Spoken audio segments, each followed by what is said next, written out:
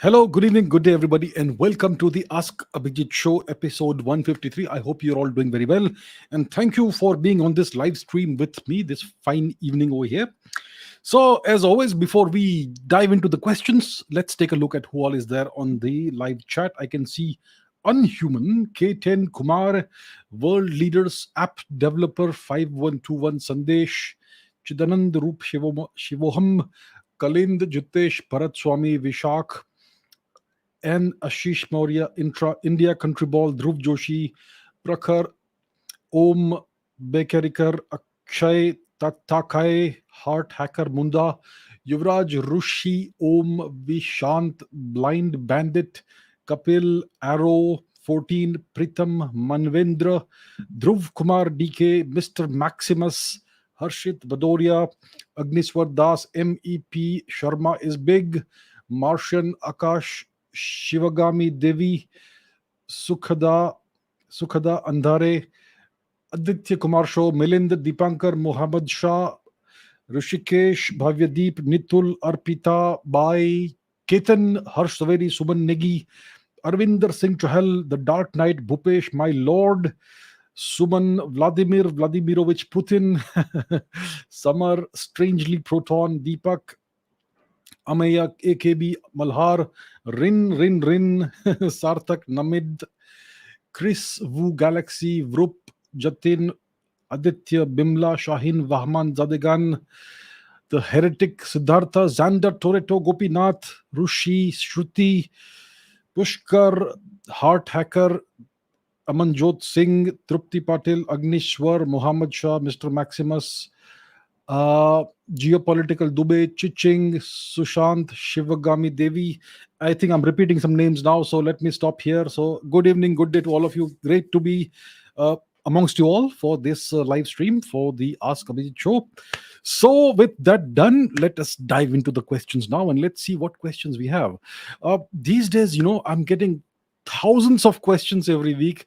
Every week, it's increasing the number of questions, and in every episode I can take about 20, 25, 30 questions at most. So apologies in advance. So to those of you whose questions I am unable to take, I can only take a bunch. So I have decided that I'm going to take one question per person from now on. There are obviously some people who ask lots of questions, but I think, just to be fair to everybody, I will take from now onwards one question per person, and that way I can spread it out over as many people as possible. And obviously I will take good questions, not questions that have been repeated and have been answered before. Sometimes I do that because it's been a while, but yeah, I will. That's gonna be the policy going forward. Mostly one question per person. So with that said, let's get into the questions. What's question number one? It's by Subho Datta.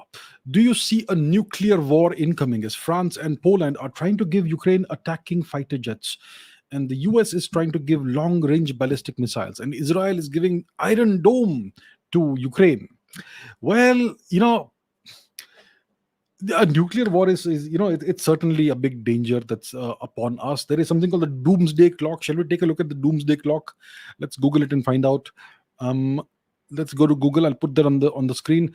The doomsday clock is about how far we are from doomsday, essentially, nuclear disaster. So let's see where the doomsday clock. Let's search for that. This is it. Bulletin of the Atomic Scientists. It says that it's a time of unprecedented danger. It's 90 seconds to midnight. So it's essentially the closest we have ever been, most likely, to nuclear war. That's what this doomsday clock says. And obviously, if you scroll down, you will find the details of what it's all about. It's all about blaming Russia for what's happening, and Russia is the bad guy. It's all thanks to Russia. It's always been that way. Yeah. So according to the doomsday clock, we are very close to nuclear war. Now, obviously, we have had certain events that have kind of, it kind of pushes us towards that situation. For instance, the Ukrainians, couple of months ago, very recently, they launched a missile at Poland. It crashed into a village. It killed at least a couple of people, and then they blamed the Russians for doing that. They knew what it was. It was their missile. They tried to blame Russia for it, and they were trying to drag NATO into an open war with Russia. Thus far, this Ukraine conflict is a proxy war. Ukraine is a proxy of the US and NATO.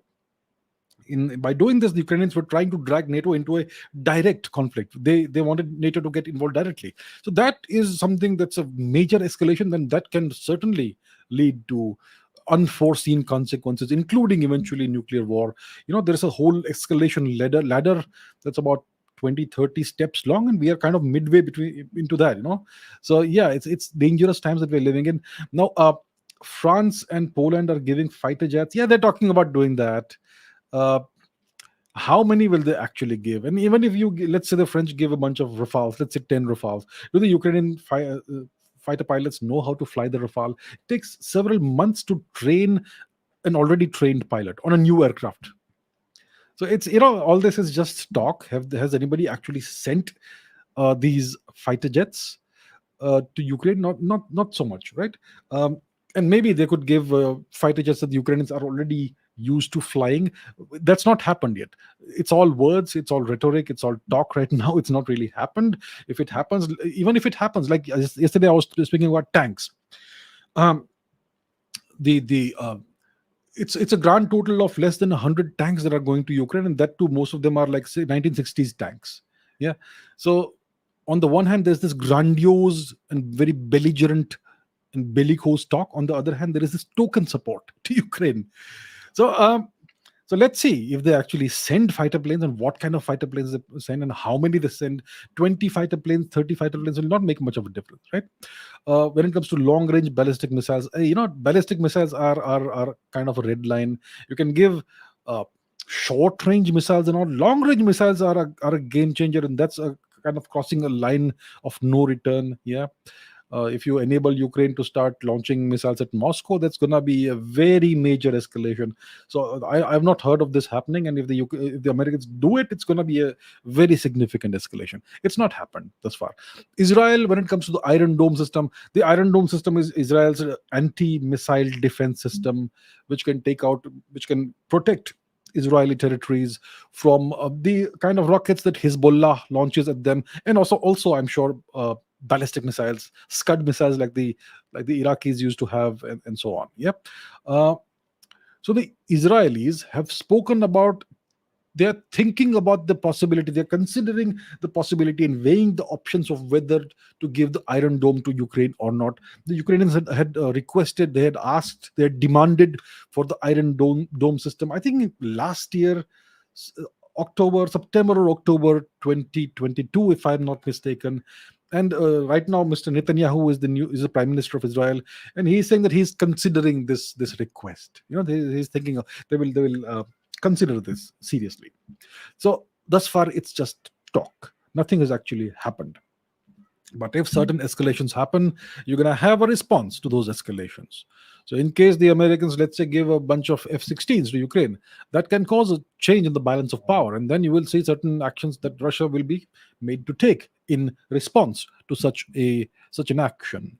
If the French, for instance, hypothetically send, let's say, 10 Rafales to Ukraine, that's going to be a major escalation, and the Russians will take certain actions, and that's how it is. So yeah, the more such things happen, the more there is the chance of an escalation, and escalations can go out of control at times. That's what warfare teaches us.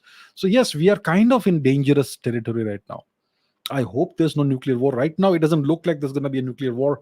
There's been a lot of talk about nukes and all that rhetoric, but one hopes that sane and cool heads will prevail, better sense will prevail, and there is no significant escalation. Whatever war happens in a conventional way. It's going on, and it's by no means settled, the matter right now. So yeah, so thus far things are okay, but if somebody makes a stupid choice and does something escalatory, and then that could cause problems, could lead us to nuclear war. One hopes that doesn't happen. FFF says there have been reports that Russia is going to sell 24 Sukhoi 35 fighter jets to Iran. How will Israel and the new Netanyahu government, which has restrained from sending weapons to Ukraine and is more neutral towards the conflict, how is this government going to respond to this? Could Israel soon start sending weapons to Ukraine? Good question, interesting question. So yes, it is indeed the case that Russia is on the verge of sending a bunch of Sukhoi 35 fighter jets to Iran. So I think the payment has already been done by Iran, and I think the Iranians could start receiving these jets by March this year. That's in a month or two from now. Yes, I'm not sure if they'll get the entire batch of 24 jets at once, or whether this will start trickling in 3-4 at a time or so. We don't quite know about that, but yes, this deal is a done deal, and the Russians are on the verge of starting to send these Sukhoi 35 fighter planes to Iran. Now, Iran has very ancient American-made fighter planes. I forget the F-86 or something. I don't remember which one it was. It's quite old, yeah. But when they receive these Sukhoi 35s, that's gonna drastically increase their war fighting and air superiority capabilities. The Sukhoi 35 is a hyper maneuverable 4.5 generation fighter plane. It is one of the best fighter planes in the world. It's not a fifth generation fighter plane, but you could say it's kind of in the same league as the Rafale that India has. So the Sukhoi 35 is an extremely good and capable 4.5 generation fighter plane. It's in some ways possibly better than the Sukhoi 30s that India has. So if Iran receives 24 of these, it's going to totally change their capabilities. And it could give them a significant advantage over various adversaries and enemies. It could set off alarm bells in, let's say, in Saudi Arabia, in Israel, of course, and in Pakistan, I would assume, and so on. Yeah. And it could also, I mean, if you look at the map, let's go to the map. Yes, where's the map? We must see the map. It gives us a better understanding of what's happening. So look at the geography. We know where Iran is. I'm sure we all do, yes. So Iran occupies an interesting neighborhood.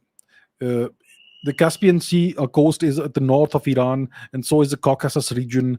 And Ukraine isn't that far away. Neither is Israel.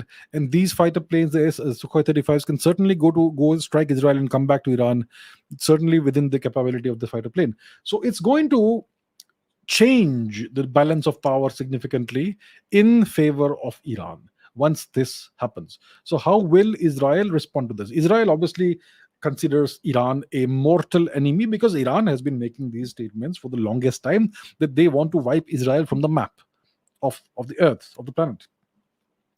So it's going to set off alarm bells in Israel. Now, how will Israel deal with this is the question. If it starts arming Ukraine, it's not going to neutralize the Iran threat, will it? It's not going to neutralize the Iran threat. And we have to understand why Russia is doing this.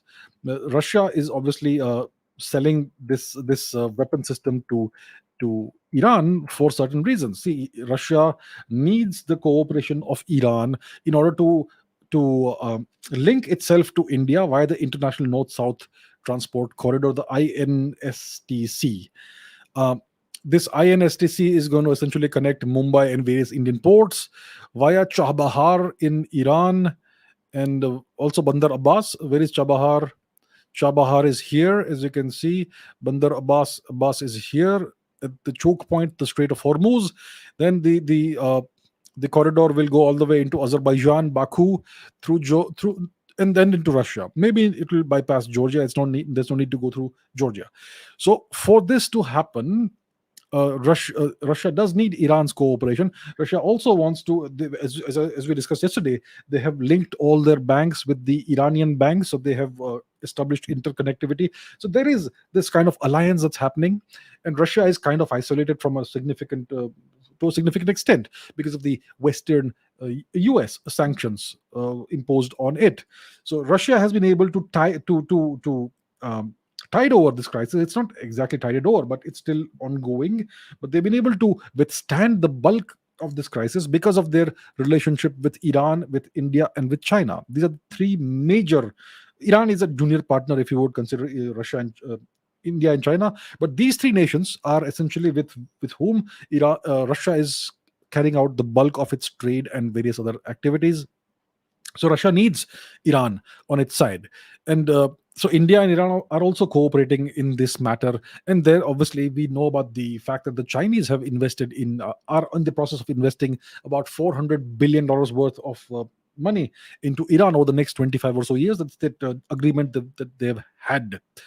So Russia needs this, and that's why maybe the Iranians have asked for this. That if you want our cooperation, sell us these fighter planes. So the Russians have done this. Obviously, it's bad for Israel. So the question is, what does Israel do about this?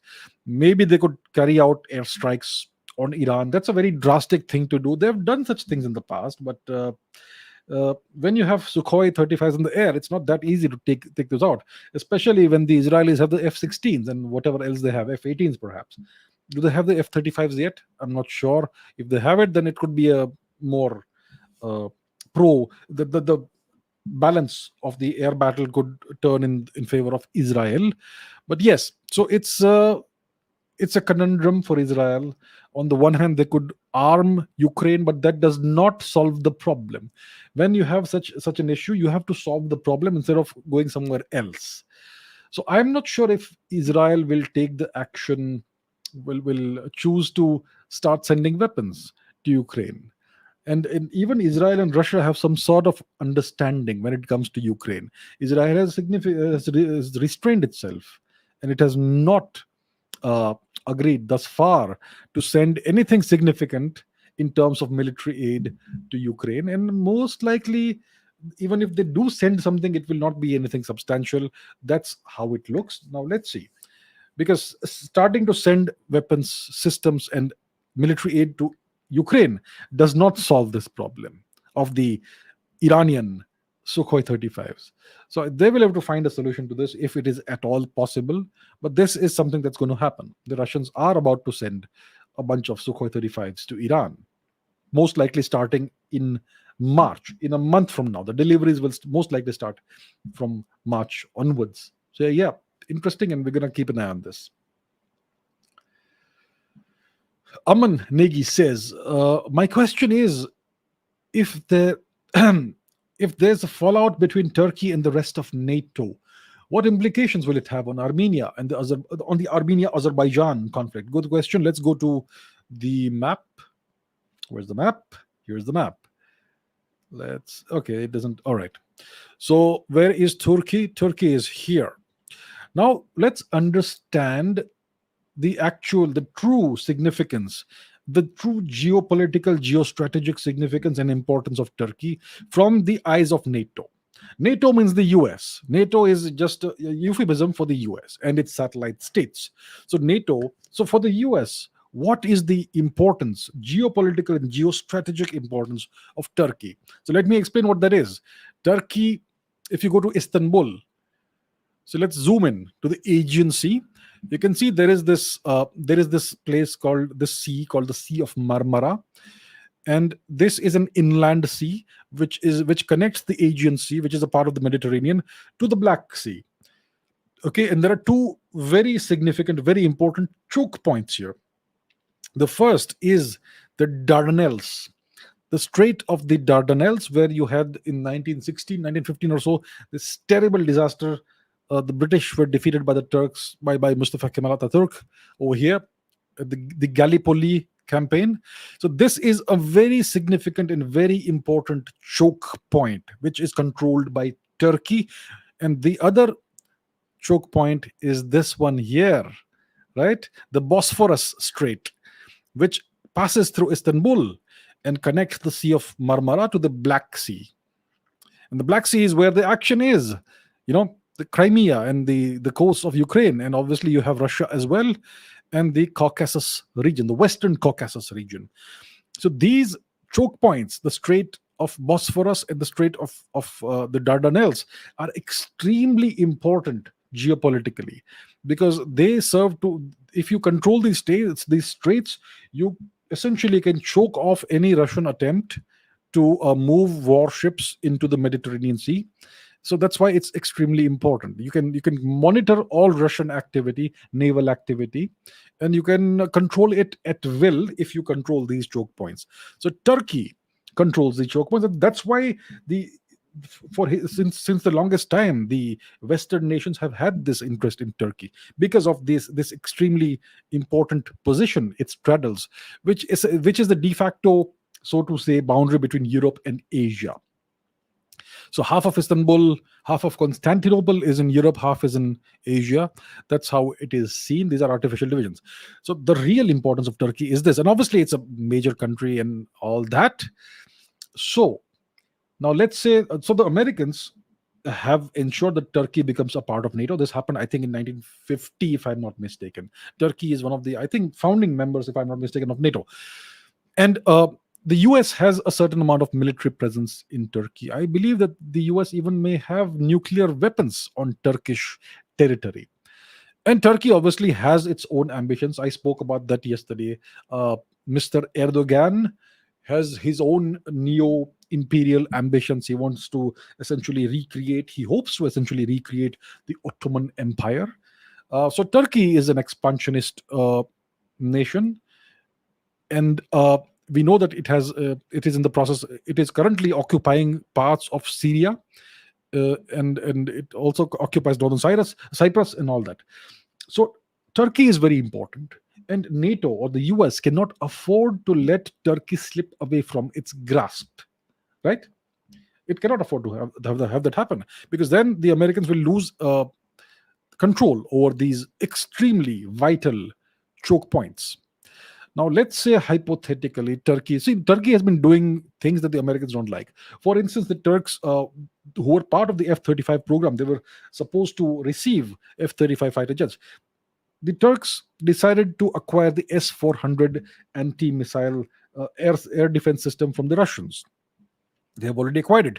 And because of this, the Americans cancelled Turkey's participation in the F-35 program. So this is something that has greatly displeased the US. So Turkey is pursuing a semi-independent foreign policy, which is at times quite at odds with the interests of NATO and the US. The other nation that you can think of which pursues a semi-independent foreign policy is France. But France is not that confrontational with the US. France tries to keep a conciliatory approach, even though the Americans have at times kind of, you could say, backstabbed France, like the submarine saga with the Australians, right? So let's say hypothetically the Turks break off with NATO, and they, let's say, they remove themselves from NATO or whatever. Then what happens?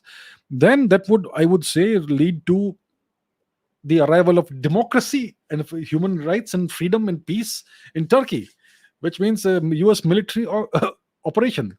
That's the only thing one can think of. See, Turkey doesn't have nuclear weapons. It has American nuclear weapons on its soil, which are under US control. So it doesn't have the luxury of having nuclear weapons. It does have a good military and all, but it obviously is no match to the US military. So what could the US do in case Turkey says, I'm no longer gonna bend to your will? The Americans could instigate a Greece versus Turkey war. They could arm Greece substantially. They are in a position to do that. They could take sides in Cyprus and maybe evict the Turks from Cyprus. That's a possibility. They could see Romania, Bulgaria, all of these nations kind of are on the US side. So is Greece. Greece and Turkey have a very old enmity. So the US could use all that very easily and foment trouble in Turkey and maybe do a regime change or something along those lines. And now about the Armenia-Azerbaijan conflict. Yes, see, Turkey, the US is okay with whatever the Turks are doing in Armenia. They essentially want to wipe Armenia off the face of the earth. They want to finish what they started and could not finish in 1915. So the Americans could support Armenia, and so there's a whole lot of options the Americans have. And if Turkey goes rogue, so to say, then Armenia also could you could see an escalation of the conflict there also. Georgia is a pro-US nation. I mean, Georgia has had these territorial disputes with Russia. They really fear Russia. So the US could use Georgia to foment trouble for Turkey and to supply and aid Armenia and bolster its military capabilities. So it's a very complex situation, and these things could happen in the next 5 or 10 years. If the Turks feel that the US is becoming weaker and other nations are getting stronger, and maybe they will feel that now is the time to make our move. So these possibilities are there. So yeah, that's the kind of thing that could happen. Turkey is extremely important, especially because of the two choke points that it straddles between the Mediterranean and the Black Sea, and of course all these other issues. So yeah, many things could happen, and we can't really predict how it goes, but these are the possibilities. Christoph Becker says, question from Germany. What role will other cultures play after India and what the West calls Hindu nationalism finally takes a dominant global position in the future? Interesting question. See, yeah, the West always keeps on ringing these alarm bells with what it calls the Hindu nationalism, Hindutva nationalism, all those things. See, Hindu nationalism is very simple. It's not expansionist. It's not xenophobic. It's not supremacist. Hindu nationalism is limited to a very small thing. It says that Indian, I mean, what it calls Hindu nationalism is the desire of the Indian people to have a strong, sovereign, and independent India, and in India that reclaims its lost territories. That's all. If you look at, I mean, we know what territories India has lost. I'm not talking about the concept of Akhand Bharat over here. I'm talking about Jammu and Kashmir and Aksai Chin, and that's essentially all it is. So, so Indians desire a strong, independent, powerful, sovereign, self-sufficient, and advanced India, and the West doesn't want this to happen. So it portrays these aspirations of Indians as Hindu nationalism. Mr. Modi has been one of the most secular prime ministers you can imagine, and they keep on any read any article in the West about Mr. Modi. The first thing they'll say is Hindu nationalist. Yeah. So first of all, Hindu nationalism is a misnomer. Uh, most Indians are. I mean, there is no sentiment whatsoever of India being an expansionist nation and India being a hegemonic nation that will impose a one world order over the world. So first of all, this fear that many people seem to have because of this misportrayal is completely unfounded. So now the question is, let's say hypothetically in the future, maybe 20 years from now, maybe 50 years from now, whenever it happens, if it does, whenever India becomes the dominant force in the world, India takes the dominant position in the world, what role will other cultures play? So look at times in the past when this kind of thing has happened. Uh, in the past 5,000 to 6,000 years, there have been times when India has been the most uh, economically, India has always been the most powerful nation, but at times India has also been militarily very powerful when it every time it has been unified under a single empire. We can think of the Mauryan Empire, the Kushan Empire, the Gupta Empire, and later, to some extent, under the Chola Empire, which actually was an expansionist empire for some time. So during these times, what happened? Firstly, India did not go and try to conquer the entire world. Indian emperors never basically ventured beyond the boundaries of the Indian subcontinent. The There are a couple of exceptions. One can think of Kanishka. Obviously, he conquered much of Central Asia and what is now called Xinjiang, but there was no cultural imposition, or there was no atrocities, there was no brutality as such. Yeah, so that is the case. Then during the Gupta Empire, India did conquer Bahlika and all that, which is back to what is now called Bactria, the Gandhara, Tajikistan, Turkmenistan region. So that was a brief period. Then you had Lalitaditya Muktapida, who conquered large parts of Central Asia and also Tibet. And then you had the Cholas, about 1,000 years before today, who conquered essentially the entirety of Southeast Asia all the way to the Philippines. So whenever these things have happened, the cultures that have been affected by this have by no means been made to play a secondary role, or they have not been subjugated. India has never ever been culturally hegemonic nation. India's culture did spread far and wide, but it spread through peaceful means. I mean, look at China. China, it may not appear so today, but China has been under an enormous amount of Indian cultural influence. And this was done without sending a single soldier across the Himalayas. Japan, much of Japan's culture is of Indian origin. So the same is for goes with South Korea, Indonesia. It's the golden era of Indonesia's history was when it was a Hindu empire, the Majapahit Empire, and Philippines and all that. And yet you can see, even if you go to these places today, you will see the Indian elements of the culture, and you will see the distinctive indigenous culture also that's mixed with it. So India has never imposed culture by force. India has never made other nations and other cultures force them to submit and pay tribute, or any such thing.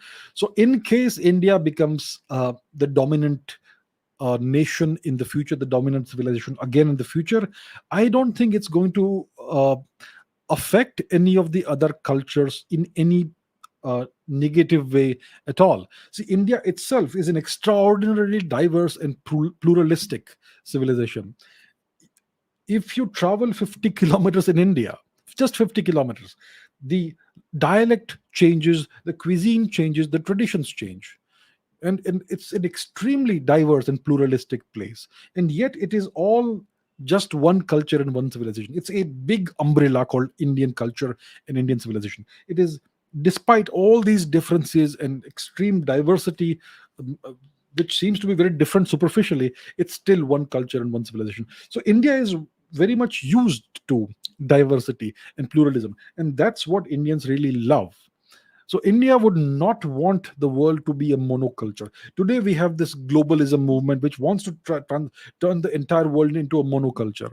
Everybody wears the same clothes, everybody has the same thoughts, everybody eats the same fries and burgers and pizzas and that sort of thing.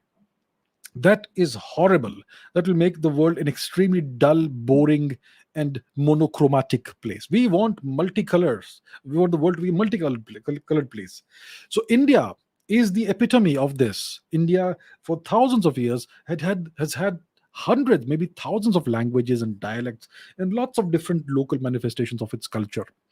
And if India does become a dominant culture, the dominant civilization, I think there could be an actual efflorescence of more diversity and pluralism in the world, as compared to the kind of monoculture that's there are attempts to impose a monocultural kind of thing on the world from a couple of different angles. So I think the opposite of that will happen if India does take a dominant global position in the future. I think you will see an efflorescence of diversity and pluralism in the world if India takes the leadership position, if it does happen. So I would say to our friends outside of India, please do not be misled by all this propaganda about Hindu nationalism. Uh, Hindu nationalism, what they call Hindu nationalism, is just the desire and the aspiration of Indians to see a strong, united, and sovereign India, and that's it. India has no aspiration of taking over other nations.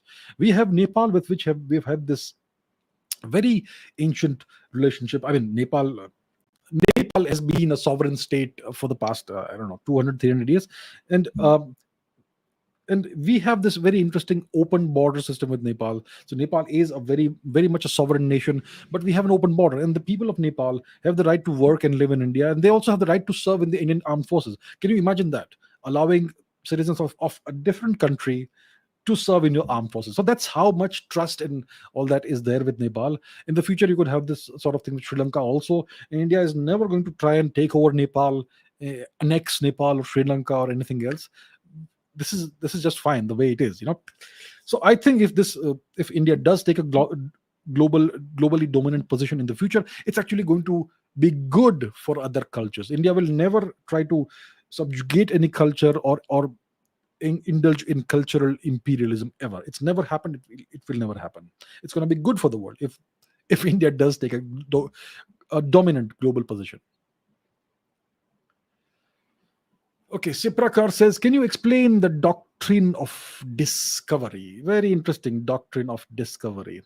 So, what was this doctrine of discovery? The doctrine of discovery, it's what's led to colonialism and all the the destruction of native cultures across the world by the Europeans. So the doctrine of discovery was a principle of international law, which was used by European colonial powers to justify their expansionism and their occupation of land in the Americas and in other parts of the world, Africa, Asia, etc. So what was this? Where does it originate? It originates with the church, with the Catholic Church, the Vatican. I think it was first enunciated or codified or articulated by a pope in the 16th century. I think it was Nicholas the Fifth or Sixth or something. Yeah, this guy issued what's called papal bulls, which are like decrees or laws. These papal bulls granted European rulers, kings, the authority to claim lands and the people in those lands, as long as those lands and people were not under Christian rule. So if you are, let's say, a native in the Americas and you're not Christian, then you can be taken, your land and you yourself, the people, can be taken over. Yeah.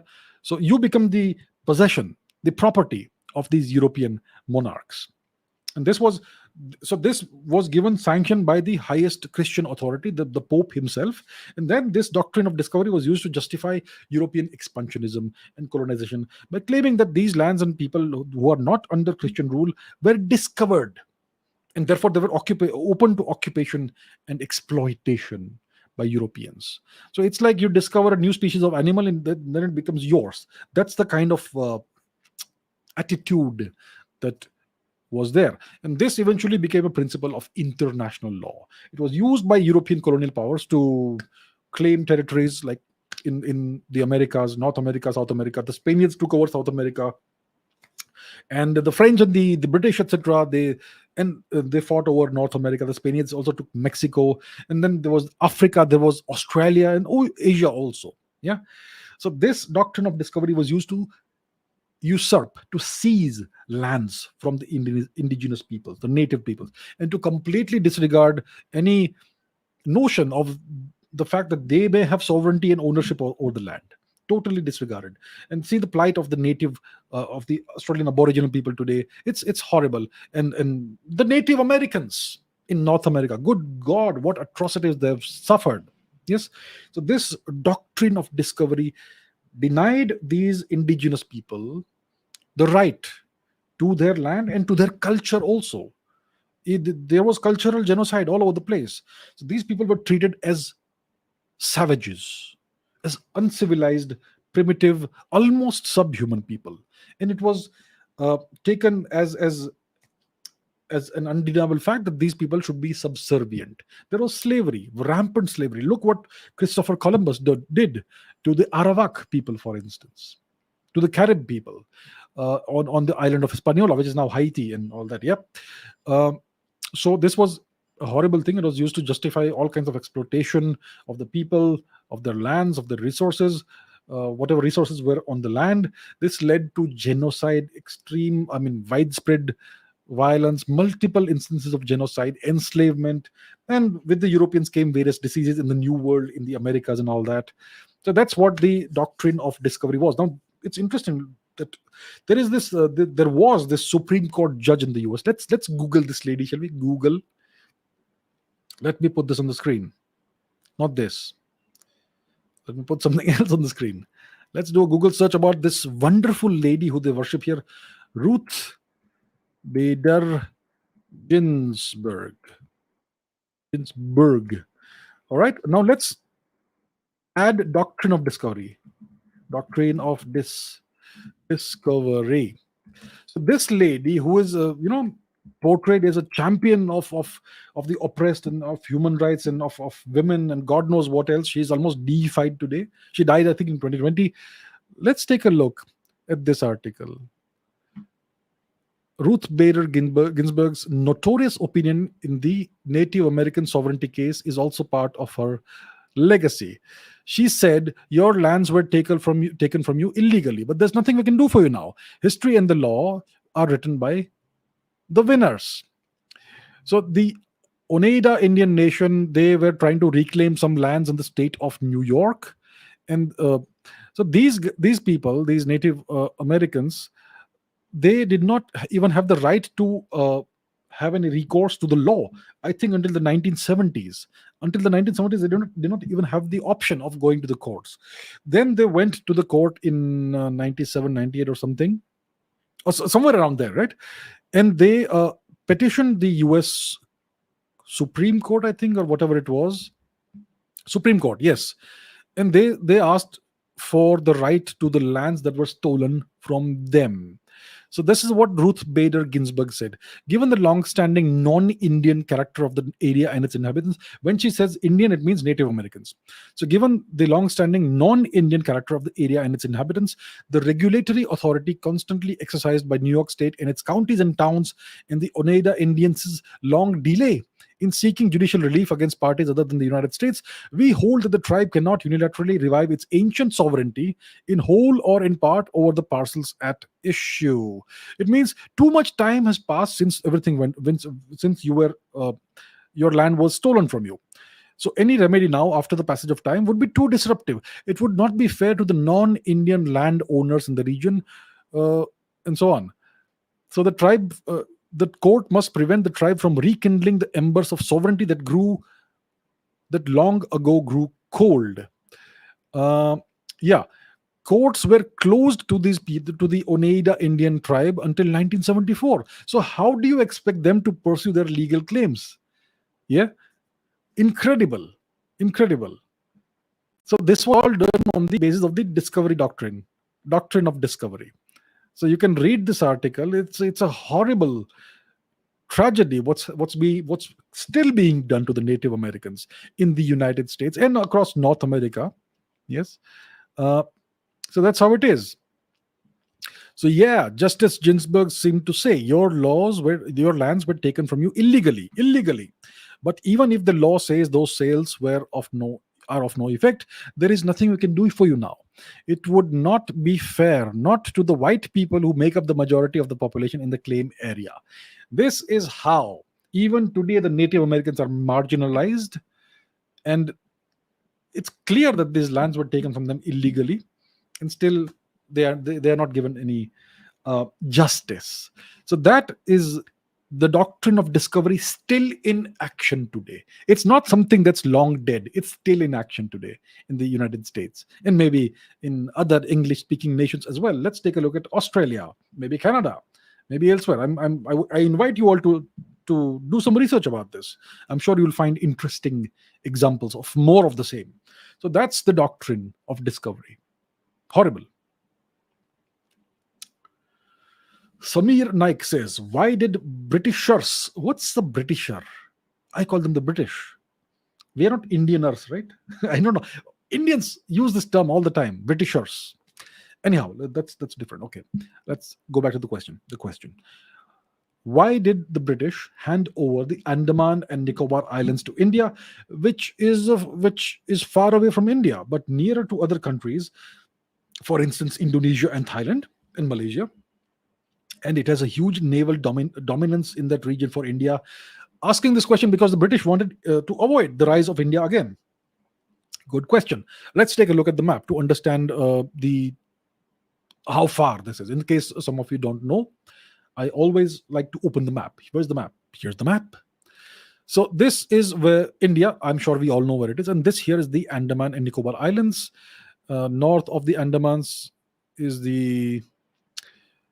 so this is the archipelago in question. The southernmost island is this one here, Great Nicobar, which is just about, how far is it from Indonesia?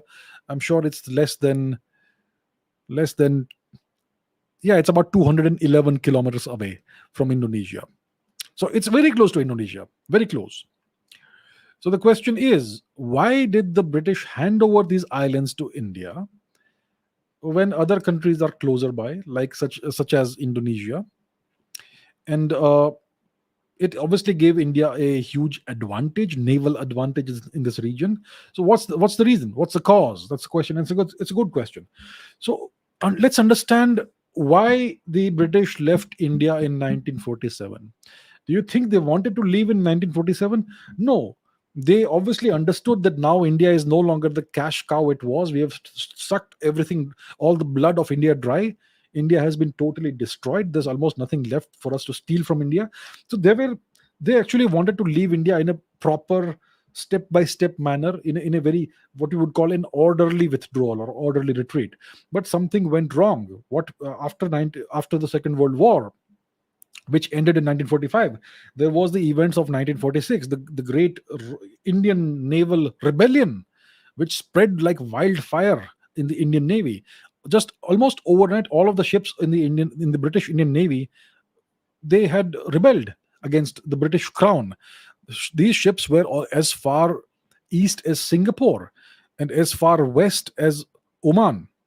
And obviously, you had a bunch of ships, like 7, 8 ships, maybe 7 ships, naval ships, warships in the Andaman and Nicobar Islands. So this mutiny, they call it a mutiny. It's a rebellion. So it started in Mumbai. It spread to Karachi and Visakhapatnam and other places. And the British, not the British, it was Mr. Gandhi, the great Mr. Gandhi, was able to nip the rebellion in the bud with the help of the great Mr. Patel. So let's not go into the history. I have a separate video about that on this channel in case you are interested. Yes. So what happened is that the Indian Navy, the British Indian Navy, which was stationed in the Andaman and Nicobar Islands, it participated in this rebellion. It supported the rebellion. So the British realized that it's the Indian Navy can control these islands easily, and no matter what we do, the Indians, once they take control of the Navy, they'll be able to retain these islands. And 1946 sent the British in a panic. They realized that if the armed forces rebel properly, the British rule over India will be over in about 24 hours in a very bloody way. That's why they were so hasty in getting out of India, and they left India by 15th of August 1947 very rapidly. It was not the original plan. So they were not able to break India properly into multiple pieces like they would have liked to do, right? This 1946 rebellion, it made them leave India very hastily. So that's one reason. And the Indian Navy was very capable of defending these islands. And historically, see, understand this, that historically no other nation has ever had a claim on these islands. But historically, India has used these islands from time to time. The Cholas used they used these islands as a staging post for their naval invasion of Indonesia. So the Cholas 1,000 years ago were using these islands. The Marathas, the great Maratha Admiral Kanoji Angre, he also used these islands as a staging post for his navy. During the Second World War, the Azad Hind Fauj, the Indian National Army, was in possession of these islands nominally. It was actually the Japanese that occupied the islands, but it was nominally in the hands of the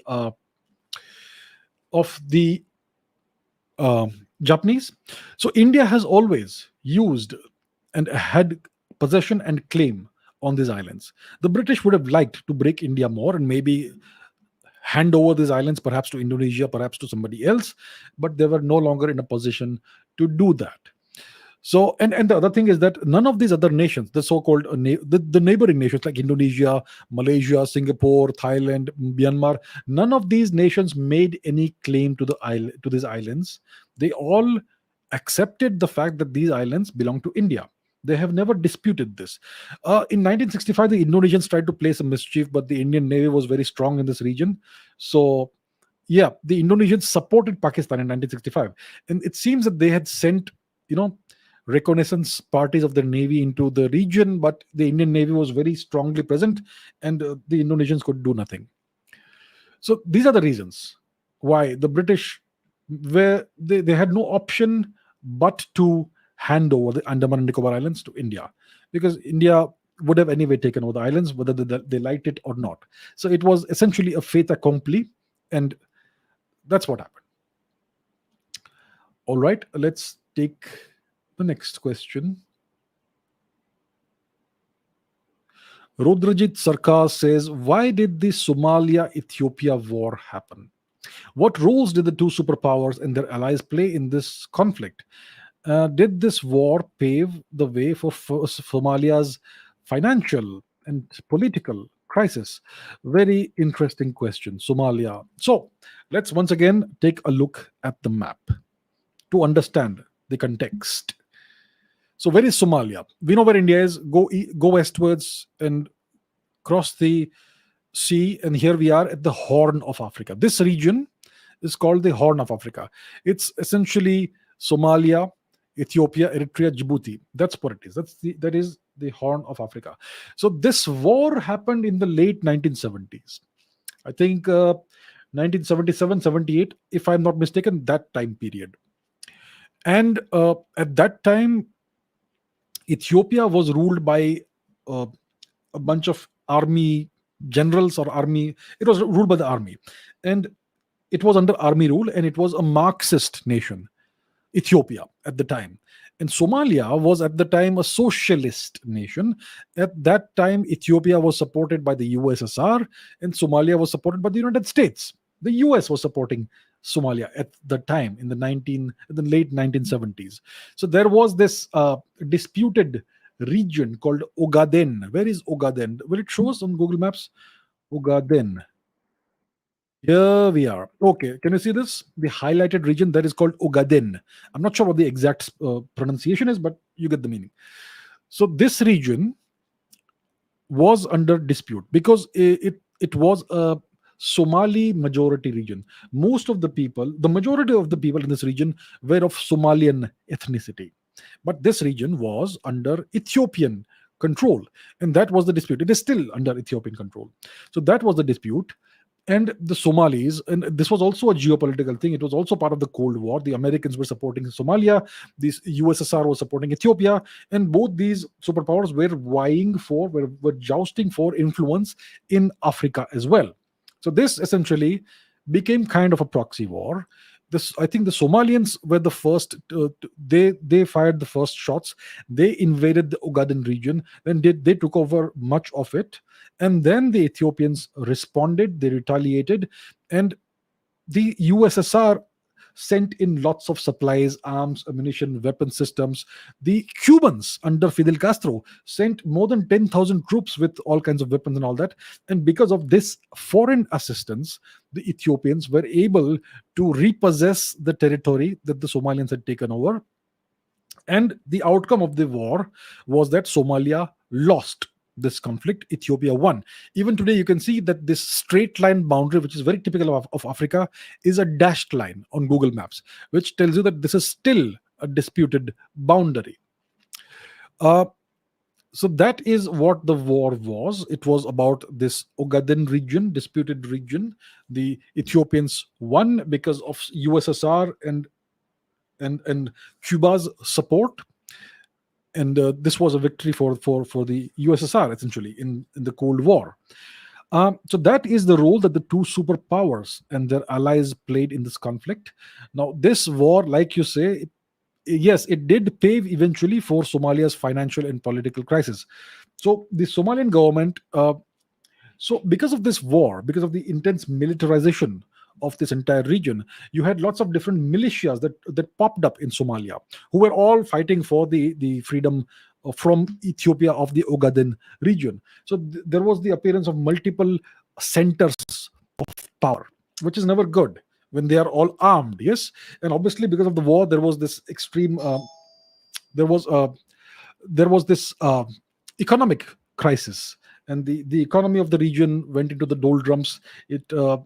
Of both the nations suffered a lot. In Ethiopia, there was this very major famine in the 1980s. I think 1984, 1985. It was terrible. So that's the kind of situation you had. And Somalia also was greatly impoverished. And in geopolitics, there is a significant delay between cause and effect.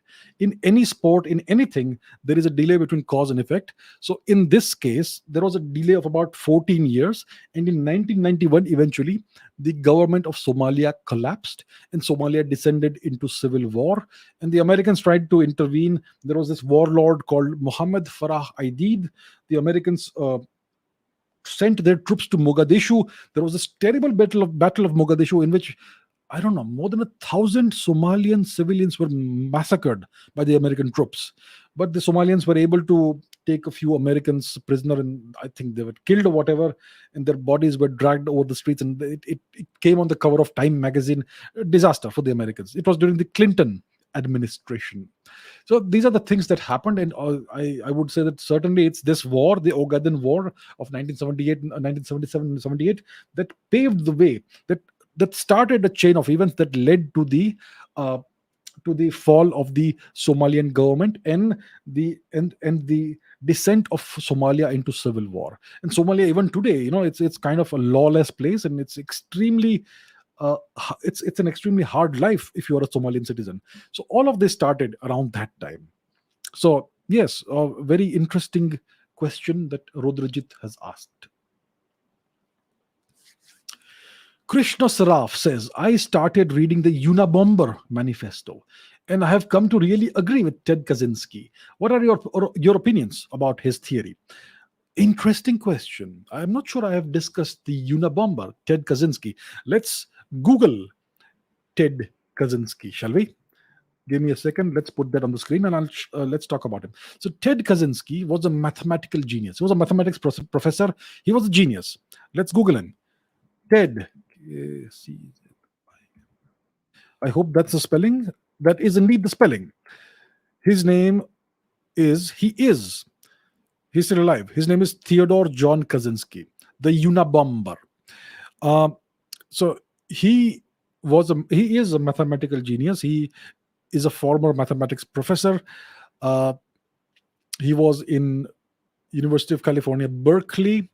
He became an assistant professor, I believe, at the age of 25. He wrote multiple research papers, very high quality research papers in mathematics. I'm sure you can find these research papers online. And obviously, he also wrote the Unabomber manifesto. And I'm sure you can find it online. Let's Google it. Unabomber manifesto. Here it is. I'm not sure if you'll. Yeah, here it is. You can actually read the entire text. It's about 25 or 35,000 words. And the title of this is Industrial Society and Its Future. So that's about Ted Kaczynski. Now, the question that Krishna has asked is, I started reading this Unabomber manifesto, and I've come to agree with Ted Kaczynski. So, lots of people agree with this manifesto. It's a very well written manifesto with extremely good arguments. And these are the arguments not of a madman, but of a very intelligent person.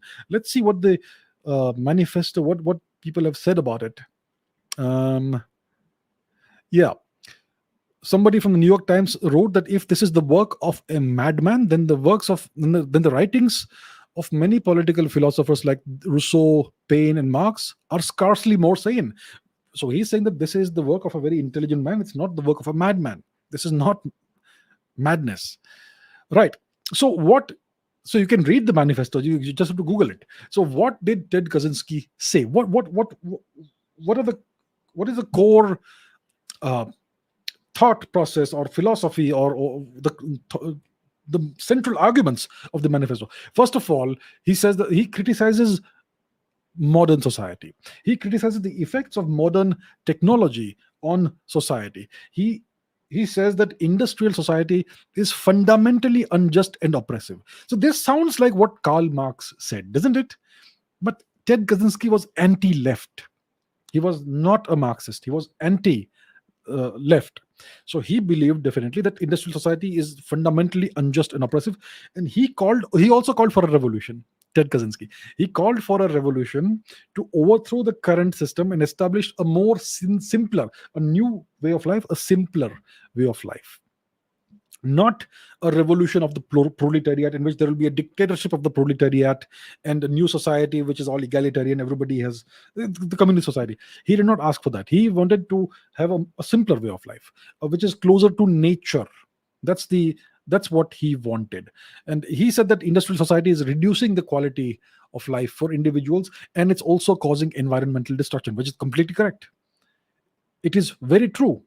Both these arguments are true, that industrial society is reducing the quality of life for individuals. In the past, people were so much closer to nature. The pace of life was much slower. People had more time for contemplation, for family, for scholarly pursuits, or whatever trade they were indulging in. Today, life is so fast, and quality of life has deteriorated. and obviously there's a lot of environmental damage and destruction. And he said that the rise of technology has led to an increase in psychological and physical suffering. Well, I think the statistics will show you that this is indeed true. The rise of technology has led to an increase in mental illness and depression and various psychological uh, problems, and also physical suffering. People have become more sedentary. Rise of lifestyle diseases like coronary heart disease and diabetes and much more. So all of this is a consequence of the rise of technology. And Ted Kaczynski criticized the spread of technological influence, including the media and the government. He also said that technological. He also argued that technological progress is not inevitable. It can be stopped. It can even be reversed. He was not anti-technology, but he was about keeping society and human life closer to nature and not make it so uh, wired to technology. The one of the controversial things that he says is he called for um, a reduction in the size of the human population through voluntary means, not through what Karl Marx or Stalin or Mao would have done, but through voluntary means. So maybe a slow, gradual decline in the population, not some abrupt, drastic thing. And and the other thing he wrote about is that he believed that the current economic system and the current political system is controlled by a very small and very elite group of people. I think lots of people believe this today, and I think there is evidence that suggests that this may indeed be true. We call it the deep state, and what the some people like to call it the Illuminati or whatever. So Ted Kaczynski was of the opinion that this is the case. A very small elite group of people essentially control the political system of the world and the economic system of the world. Essentially, they run the whole world. A small number of people, maybe 100 people, maybe 150 people. You will even see Chamath Paliha Pitya saying the same thing. So, yeah, so Ted Kaczynski was of this opinion. So he essentially said that the Industrial Revolution was a major turning point in human history, and he said that a new revolution is necessary to save humanity. Otherwise, we are on the path to destruction. So it's kind of gloomy and kind of pessimistic. And he said that a revolution is necessary. Otherwise, we will be on the path of destruction. So essentially, this is the Unabomber manifesto, industrial society, and what is it called? The um, yeah. So that's the Unabomber manifesto. Industrial society in its future. So I don't think this is the work of a madman. I think this is the work of a very intelligent mind. You may or may not agree with everything Ted Kaczynski said, but most of it is undeniably true. And it's all backed up by evidence and statistics. It's not a theory. It's not some of it is, well, theoretical, so if you want to call it so. But overall, he wanted a better future for the world. He was very concerned about the direction in which the planet is going, and it's ever since he was apprehended, things have become much worse. So the thing about him is that he kind of went rogue, and he became a domestic terrorist. He sent these mail bombs to universities and airports, somewhere else. I'm not sure. And it killed a few people. He was living in isolation in a cabin in the woods, and it's his brother, I believe, who eventually became suspicious and notified the U.S. authorities, and they eventually caught him, apprehended him, and they discovered that yes, it is indeed this guy who is the Unabomber, and he is now in jail. I think he must be around 80 years old. So that's the deal. So I don't think, I don't think he was entirely a madman. This manifesto makes a huge amount of sense. So yeah, that's my opinion about this.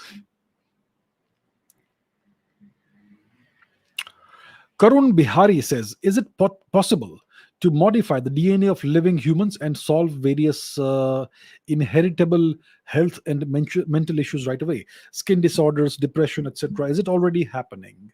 Greetings from the Netherlands. CRISPR. What is CRISPR? Let's Google CRISPR. It's a gene editing technology. It's a revolutionary technology that has totally um, transformed the world. Essentially, it's on the verge of transforming the world. What is CRISPR? CRISPR. CRISPR. clustered, regularly interspaced, short palindromic repeats. So that's what it is. You can Google it. That's what it is. So CRISPR is a gene editing technology. It allows whoever uses it to very precisely change or edit the DNA of an organism. So it can be used to create genetically modified organisms, GMOs. You can use CRISPR to introduce certain characteristics in, let's say, a crop, in wheat or rice or any other plant. You can use it to introduce to change the DNA and characteristics of various organisms like insects or even human beings. So it is indeed possible to use CRISPR to solve certain health problems. There are certain mental health issues, let's say schizophrenia, which are indeed inherited from parent to child.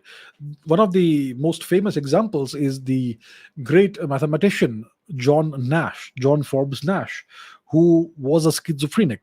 And he was, and so schizophrenia is this condition in which people experience hallucinations, they hear voices, they kind of start living in an alternate reality, and they kind of lose touch with the real world. It's extremely severe in some cases, and it kind of passes from parent to child. So John Forbes Nash, who eventually was able to overcome this and win the Nobel Prize, his son is also a mathematician. He also has schizophrenia. So the thing is, I'm not sure we have discovered the set of genes or whatever it is that causes schizophrenia. It's clearly something that's inherited, so it has to have a genetic component, but we haven't discovered, as far as I know, the specific gene sequences that cause schizophrenia. If it is discovered, then it may be possible to use it will if it is discovered, then it will be possible to use CRISPR to edit those sections, those segments of the DNA, and possibly end the problem. And there are various illnesses also that are inheritable and all. So if one can pinpoint the exact genetic sequences in in the human genome which lead to these diseases, then it is certainly possible to edit and remove them. So it is possible today to do these things. The thing is, the thing is that CRISPR also can be used for other things. It can be used to create designer babies, which is problematic. Let's say you have a couple who are expecting a child, and they want their child to be so much feet tall, maybe 6 feet tall if it's a boy, or whatever. It's all hypothetical here. Let's say you want your child to be at least 6 feet tall. Let's say you want your child to have green eyes. Let's say you want your child to have red hair. And let's say you want your child to have this specific shade of skin color. And let's say you want your child to be extremely muscular, or whatever, of a high percentage of fast twitch muscle fibers, whatever. So you could do all this eventually with CRISPR. So that raises a lot of ethical issues. Are we playing God? And whatever modifications we are making, are we sure that they will not have adverse effects downstream, 7, 8, 10 generations downstream, when you can no longer control what's happening? And it also will create a big divide in society between those who are rich enough to afford this and those who are left out. So the rich will ensure that their descendants are genetically superior to the poor people, and then that will cause this incredible divide in society. So there are all these ethical issues in CRISPR. But indeed, it is already definitely possible to modify, to edit precisely the DNA of human beings and introduce various characteristics or remove characteristics. It is possible today.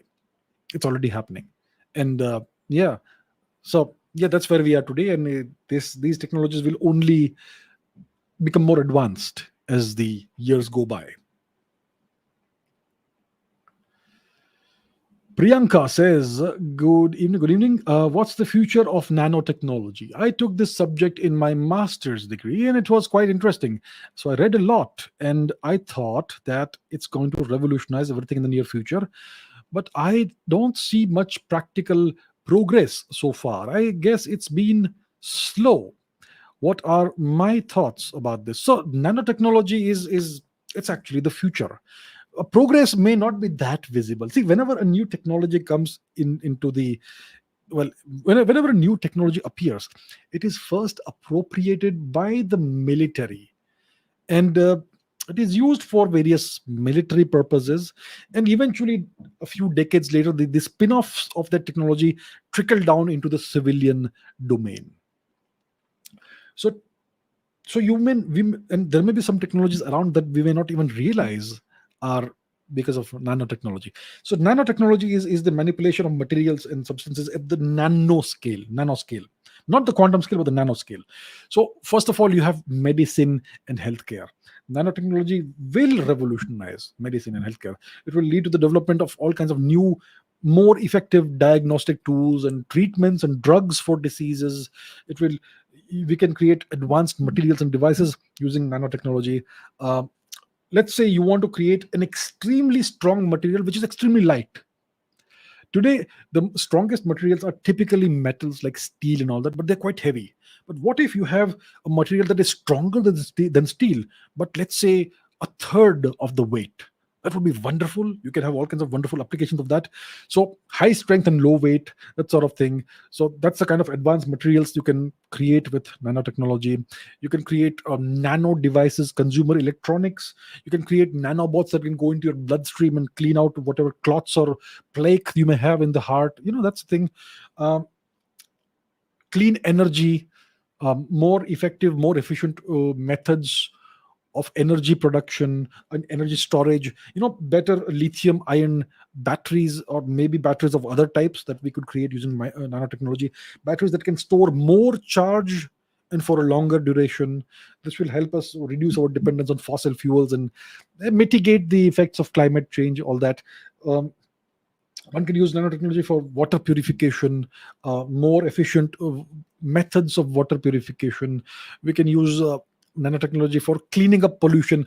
Let's say you have an oil spill in the ocean, which happens from time to time, oil spills. So what about creating a nanotechnology solution to cleaning up an spill, cleaning up pollution, etc.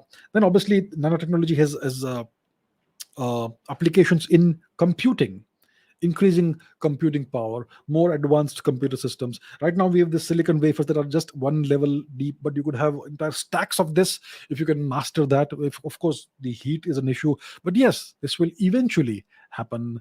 Then space exploration, food production. There are so many applications, and of course, all of this has military applications. So I think there is a huge amount of potential in nanotechnology. Eventually, once again, when it comes to military applications, air jet engines, jet turbines.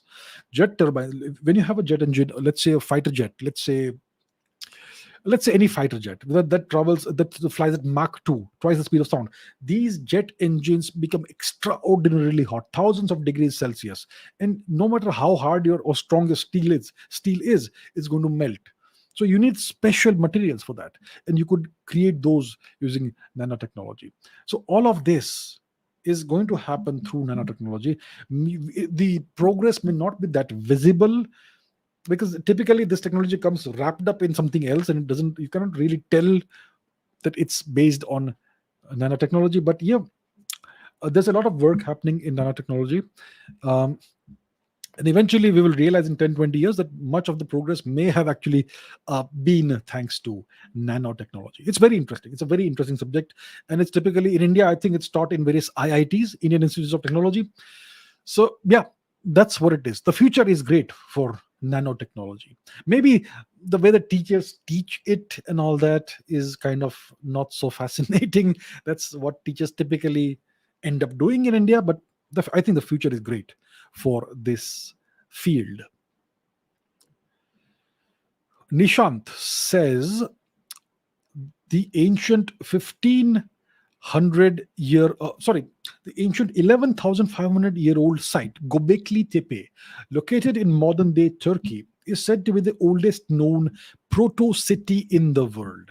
My question is there any other proto city or settlement in the Indian subcontinent which was older than this one, which is backed by actual historical and archaeological evidence? Excellent question. I'm not sure we have discussed Gobekli Tepe. So let us discuss Gobekli Tepe. Let's go to the map. Where is the map?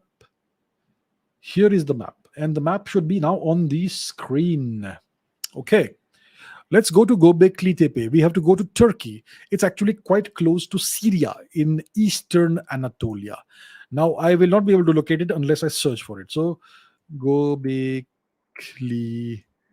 Tepe and zoom. Let's go in there. And here we are. So, let's first zoom out and orient ourselves. Where is it? Yes, it is indeed close to Syria. Now, let's zoom in and let's take a look at this place, this archaeological site for once, and then let's discuss what the question is. So here it is. This is the archaeological site of Gobekli Tepe. Now let's see the size of this archaeological site. How big is it? So let's do a measurement of distance from one end to another. I'm taking a larger distance than is necessary. It's about 300 meters. So let's say this is from east to west 300 meters and north to south 300 meters. So you can see it's a very small thing, and the actual site is much smaller. It's under this dome. So that is barely, let's say the distance, it's barely 50 meters. 50 meters. And over here it is, yeah, it's approximately a circle which with a radius with a diameter of 55 meters. That's all the archaeological site is. And if you want to take the larger area around it, it's about 300 meters in diameter. That's all it is. So this is not a proto-city. It's just one archaeological site. It looks like it was some kind of temple or some kind of place of worship or something, maybe a religious site. It was by no means a city or even a town or even a village. It's just one small archaeological site. Yes, it is indeed dated to be about 11,500 years old. So it's not a proto-city, it's just an archaeological site. And so that's the deal. Let's zoom out. There it is. That's Gobekli Tepe. Now let's come back to India. And the question is there any old, forget about proto-city, is there any other older archaeological site in India? So when it comes to the Saraswati Sindhu phase of our history, the oldest known archaeological site is Bharata in Haryana, which is dated to about 9,500 years before today. So they did carbon dating, and the oldest samples were 9,500 years old, which dates back to about 7,500 BC. So that's the oldest known Saraswati Sindhu archaeological site in India. But we know that there are thousands of unexplored archaeological sites along the dry riverbed of the Saraswati and along the Indus and other river banks also in this region. So there are thousands of sites that our archaeologists have not even explored thus far. So I think it's highly likely, first of all, that there could be much older archaeological sites in the Saraswati Sindhu region, in the Sapta Sindhu region, and maybe in other parts of India as well. Now let's come to other parts of India. Let's talk about, let's go to southern India. So between Puducherry and Chennai, the ASI, I don't know, it's the ASI or who else it is, but Indian archaeologists have been doing underwater archaeology over here. And just last month, in January, they announced the discovery of a submerged city about 80 kilometers or so north of Puducherry in the sea, under the sea. It is at a depth of between 50 to 100 meters. And this city, this ancient submerged city, is spread out over an area of approximately 250 square kilometers. It's a large archaeological site. It's the preliminary investigations show that it could be about 10,000 years old, if not older. And it looks like they have rediscovered the lost city of Kaveri Pumpattanam of the first Sangam period. And the first Sangam period dates back to 11,500 years before today, if not older. Yes. So we need to see more data come out of Kaveri Pumpattanam, which seems to be Kaveri Pumpattanam. But if it is so, then this could be definitely older than Gobekli Tepe. Now let's come to, where is it? Dwarka. So Dwarka, we know that this city has been rediscovered. It's off the coast of the present day Dwarka. The Mahabharata era Dwarka city is submerged off the coast because obviously of global warming and a tectonic event, an earthquake. which was described by Arjun. He witnessed this happen, the city being swallowed by the sea. So this city, they found a piece of wood over there, which is about 8,500 years old. So there again, we have an old city. And the more interesting thing is the Gulf of Khambat. So this city here is the old port of Khambat in Gujarat, and this entire region is called the Gulf of Khambat. And they have archaeologists, Indian archaeologists, have discovered an entire network, an entire complex of multiple ancient cities submerged in the Gulf of Khambat. It's an entire archaeological complex of multiple cities, and these cities are laid out in exactly the same manner as the great cities of the Saraswati Sindhu civilization, like Mohenjo-daro, Harappa, Rakhigarhi, and Kalibangan, etc. The same grid system, the grid structure of streets, in the same style. So these cities that are underwater in the Gulf of Khambat are in the same style, and they have the exact same characteristics as the so-called Harappan cities. Now, this archaeological complex is at a depth of about 80 or 100 meters under the ocean. And the last time that portion of the bottom of the ocean was above water was around 9,000 or so years before today. Because of global warming, the sea rose and these cities were swallowed by the sea. And most likely these cities could be older. So these cities could possibly be 12,000 years old or older. But the thing is, our archaeologists are not doing their job. Go ahead, send underwater explorers, pick up some pieces pick up some artifacts, date them, and tell us what date it is. I just don't understand why there is no work being done in the submerged city of Dwarka or in the Gulf of Khambat archaeological complex, which was discovered more than 20 years ago. Nothing is being done there. The ASI has the money, the ASI has the personnel, but they are not doing this for whatever reason. So because our archaeologists are not doing what we are paying them to do, that's why we don't know if there are older cities in India, older than Gobekli Tepe. I promise you there will be. So that's why I keep saying we need to disband the ASI entirely, shut it down, and create a new organization, a professional organization of professional archaeologists from scratch. Young people who are driven and who are fascinated and curious and obsessed with archaeology. Pay them well, give them the funds and the resources, and see what they find. But we're not doing it. Anyhow, so that's the deal. Yeah, so that's the answer I can give you. Okay, descendant of Rigvedic clans says, in the Saraswati Sindhu civilization, both cremation and burials are found, including yajna, pindadan, and all that, and mundigak culture, which has ruins of forts, temples, etc. It's closely related culture to Saraswati Sindhu civilization people. So maybe it's also possible that the Saraswati Sindhu civilization people also built forts, temples, etc. What's your thoughts on this? Interesting question. So what is this mundigak culture? It's also called the Helmand culture. Let's Google it. Okay. Let us Google that. Give me a second. Let me place that on the screen.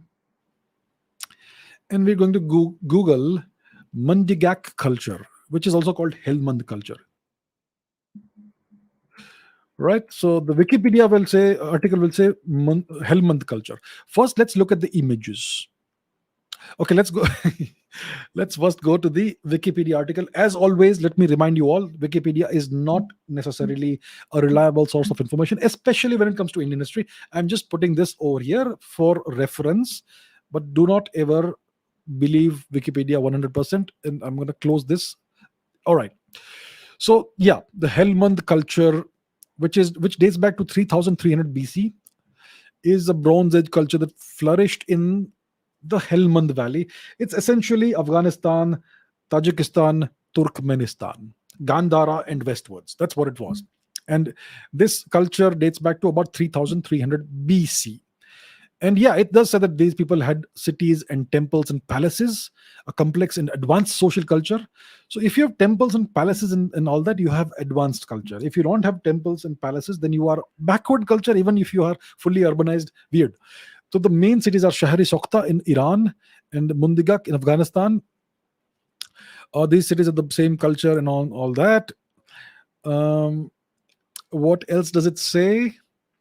It says there are also a few connections with the Indus Valley civilization, but it seems that the Helmand civilization was earlier. This is what Wikipedia tells you. I'm showing you in real time where Wikipedia is lying to you. Okay, it says that the Helmand civilization was earlier and did not overlap chronologically very much with the cities of the Indus Valley. That's what it says. Yeah, Helmand civilization, the Helmand culture begins 3300 BC. Yes. Now let's Google something interesting. Hmm? Let's Google mature Harappan. Let's see what Wikipedia itself has to say. Periodization of the Indus Valley civilization. So remember, Helmand culture, it says, was 3300 BC. So what is early mature Harappan? It's 4500 BC, which is way before Helmand culture. And yet the other article says that there was no overlap between Helmand culture and Indus Valley culture. What utter nonsense. So there you have in real time, I'm showing you how Wikipedia lies to you.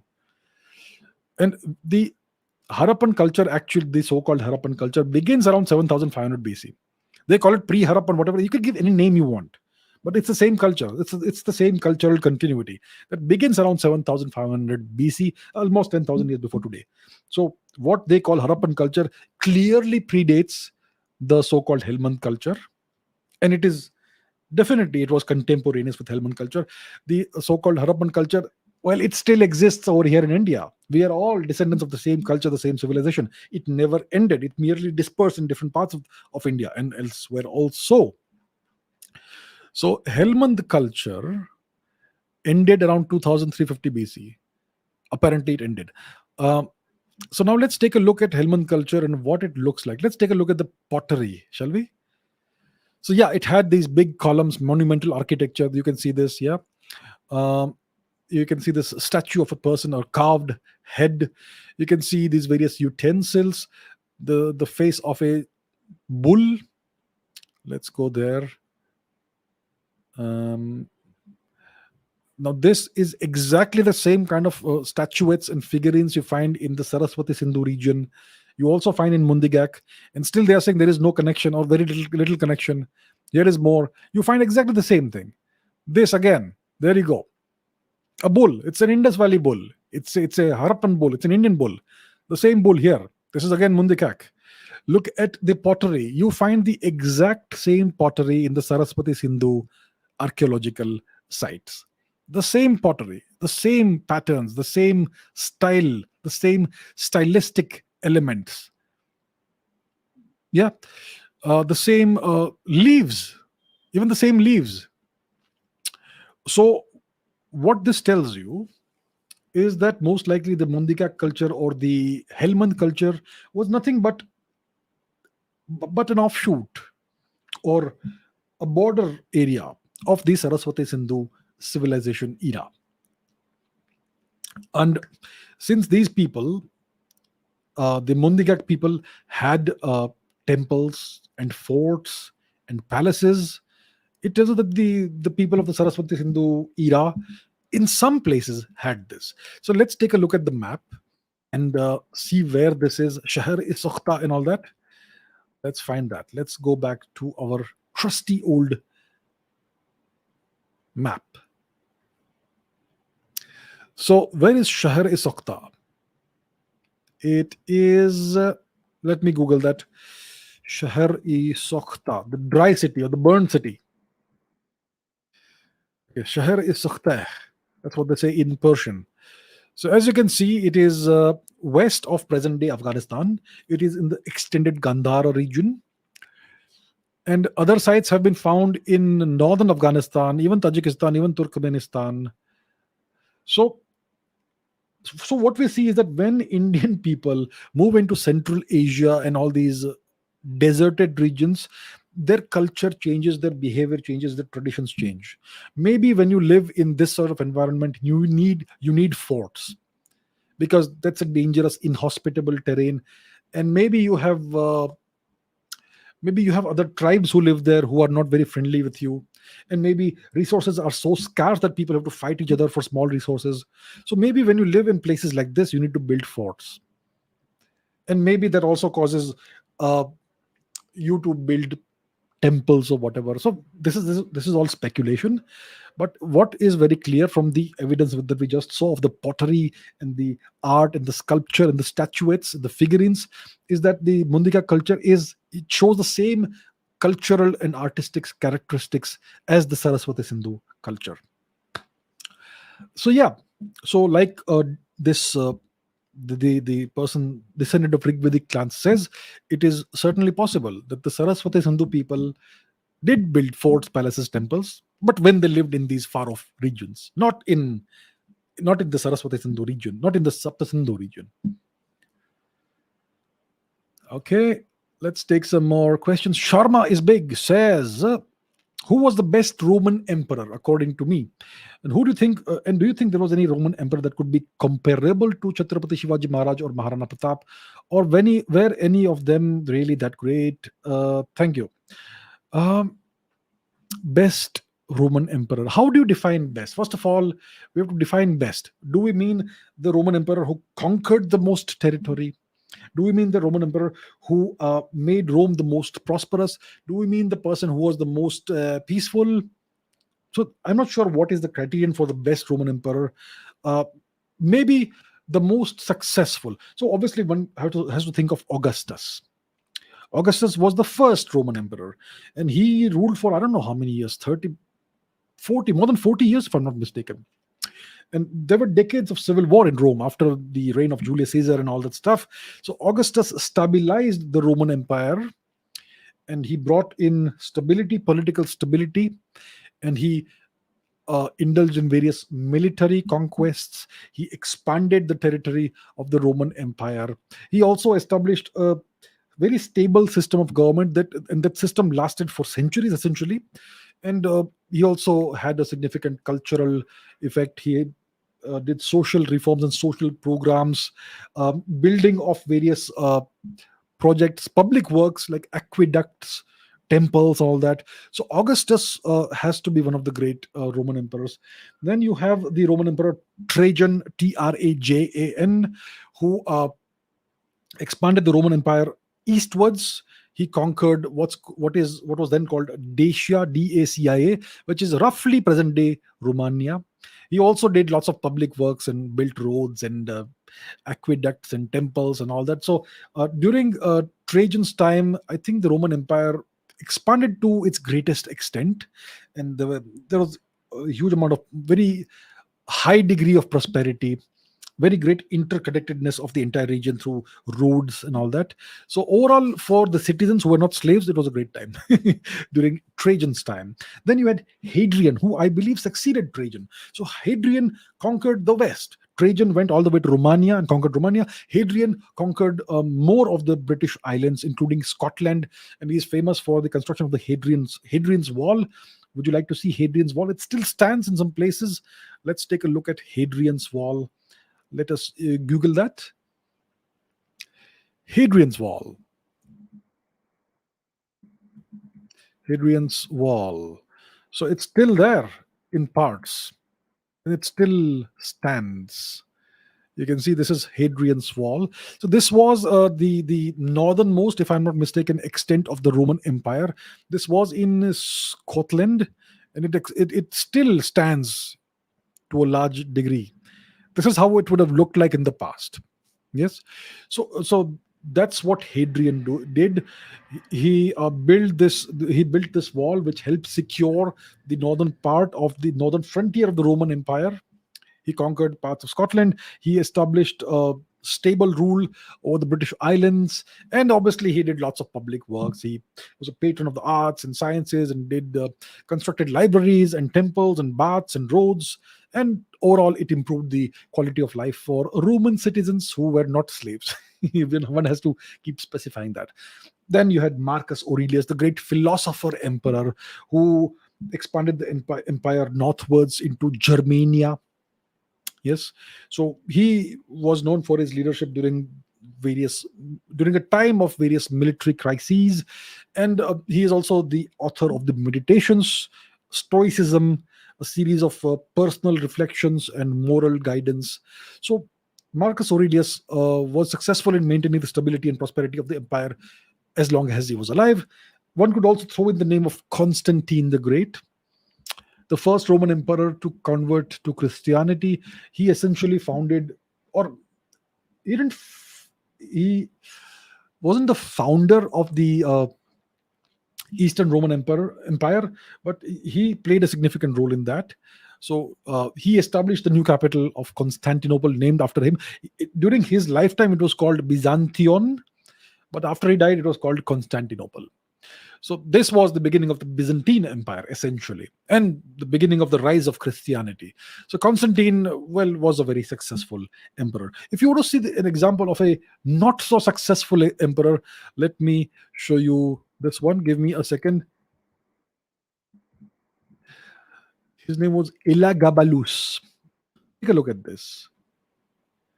So this guy, his name was Marcus Aurelius Antonius, also known as Elagabalus or Heliogabalus. He was a Roman emperor for 4 years, between 2018 and 2022. He was the weirdest guy you can ever imagine. And if you want to know about him, he was eventually killed by his own soldiers, by the Roman Praetorian Guard, if I'm not mistaken. He and his mother both. And then his aunt took over or something like that. It's a very fascinating story, and yeah, this is an example of a not so great emperor, or one of the worst emperors. So when times go, when an empire starts goes into decline, then you have such weird emperors that turn up, which you may see in other places in the world today also. So look it up if you are so interested, if you're interested in that. Elagabalus. Okay, Zhong Jina says, were Shakuni and Gandhari Pashtuns? So asking whether Shakuni and Gandhari were Pashtuns is like asking whether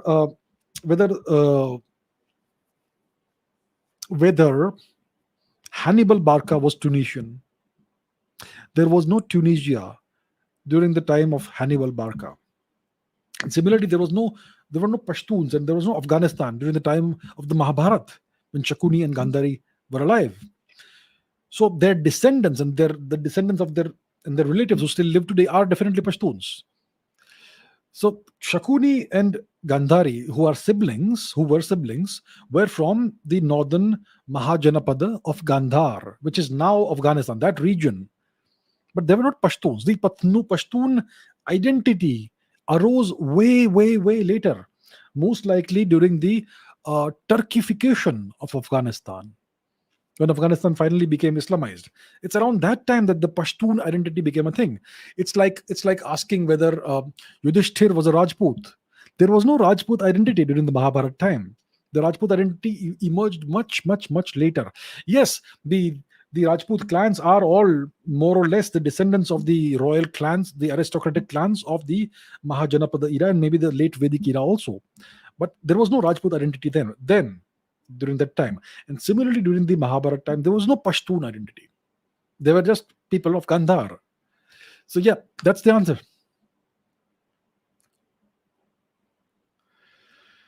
Pushpendra Singh says, what are your views on the finding of 92 closely located dinosaur nests and 256 fossilized eggs of herbivorous titanosaurs, one of the largest known dinosaurs, which has been found by a team of paleontologists in Dar district, part of the Narbada Valley?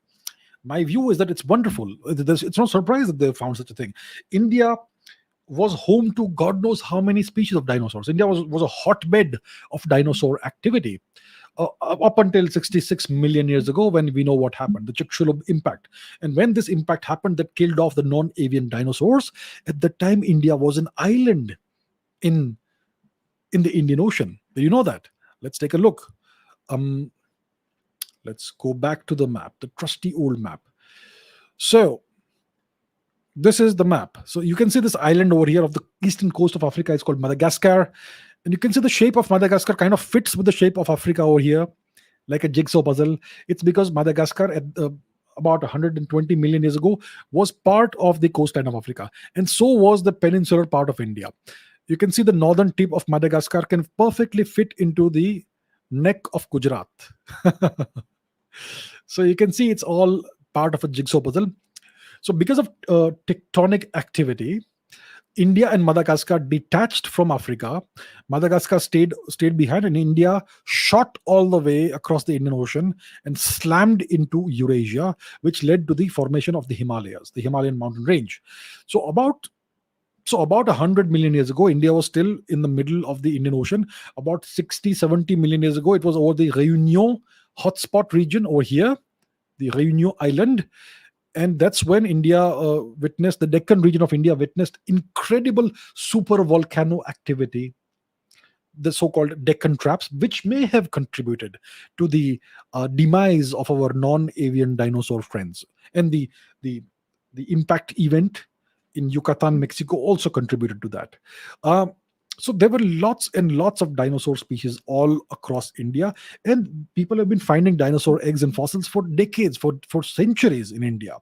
But uh, for some reason, Indian scientists have not shown much interest. Paleontologists. I don't think paleontology is even much of a science in India. I was very surprised to know that we have paleontologists.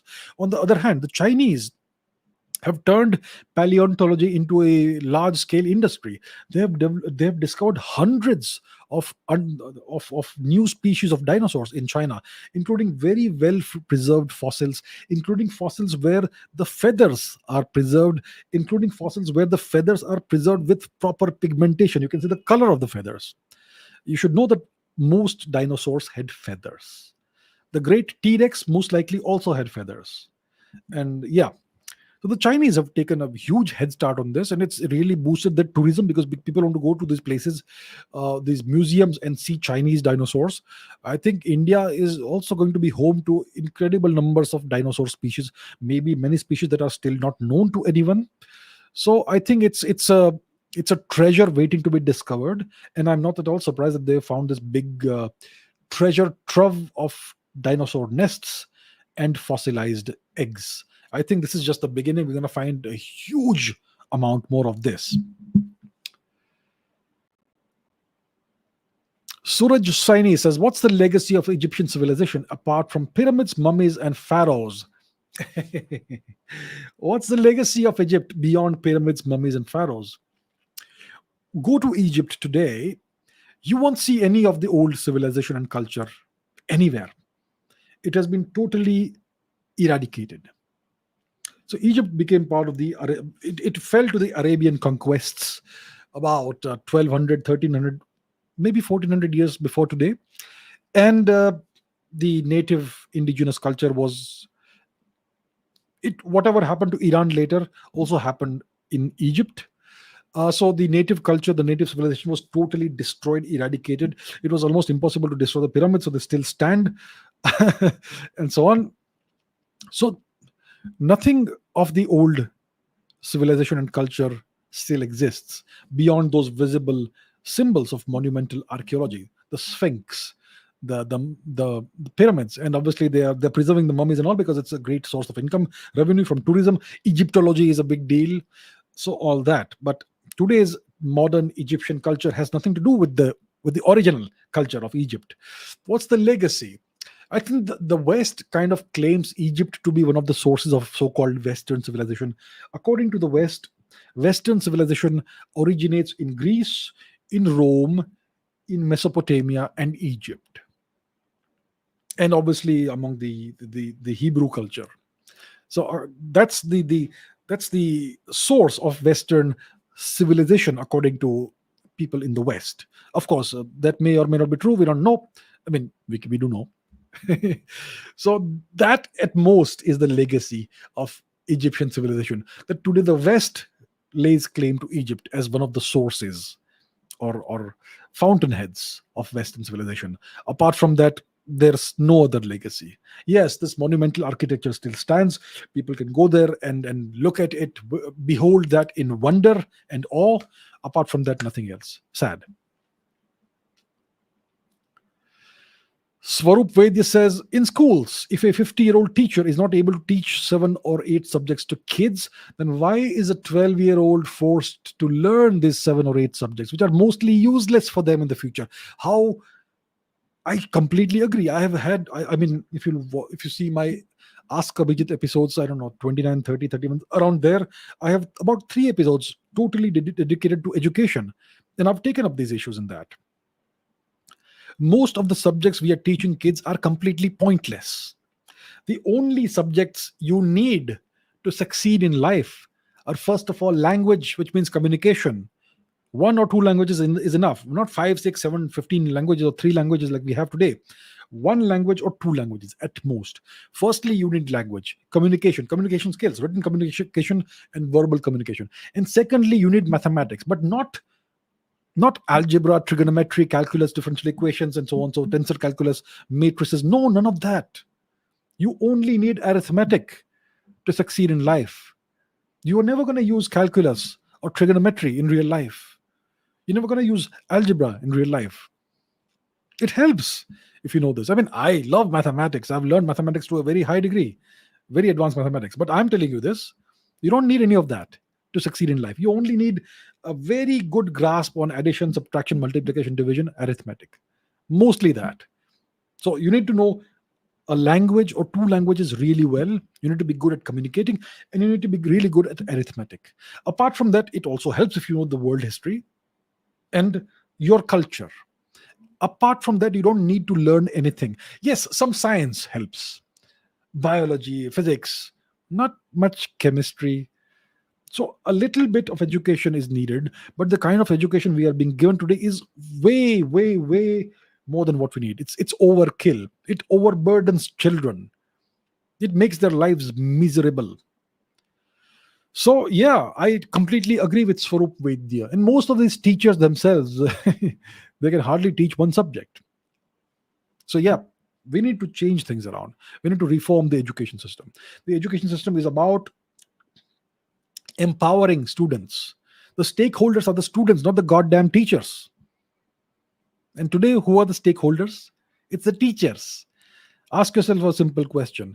If you misbehave in class, what's going to happen? You may be thrown out of school. Now ask yourself this question. If a teacher misbehaves, what's the consequences? Typically nothing, which means the education system treats the teachers and the staff as stakeholders, not the students. It's a complete reversal of roles. So yeah, we need drastic, massive, major changes in the education system, and nothing of that sort is happening right now. The new education policy does not address any of the core issues. It is like applying band-aid to a gunshot wound. Ishika says, last week I was having my class 12 bio practical exam.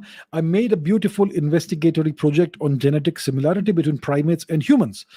On that day, the examiner was just seeing the files and throwing them on the floor. I was so disappointed by this, as I literally spent 2 weeks for that project. So I wanted to ask you, how can this type of attitude of teachers, how can it be changed, and how can this work of students be valued? I know how you feel, Ishika. This is typical in the Indian education system. These people, these teachers, examiners are teachers. They treat students as worthless individuals, and you may spend weeks preparing a project, and they'll take a cursory glance at it and throw it into a pile of trash. That's how it's done. They don't value students. They don't value the sentiments and feelings of students and the work that students do, the work they put in. The problem is the education system. It is because of the education system that such teachers are taken in, and they thrive in the system. In our culture, Indian culture, they say that a guru is next to God. Well, please understand, today's teachers are not gurus. There is a world of difference between a guru and a teacher in the 21st century. Today's teachers, see, a guru, in the old days, if you had a guru, that guru was your guru for life. And your guru never asked you for fees. Yes, you could give a guru dakshina at the end of the day when you were done with your education. But your guru would not stop teaching you if you were, for whatever reason, unable to pay money. Right? Today's teachers, the moment you stop paying the fees, they will stop teaching you. So today's teachers are not gurus. They are service providers who are doing working for you for a fee. That's the difference. So the education system needs to be changed.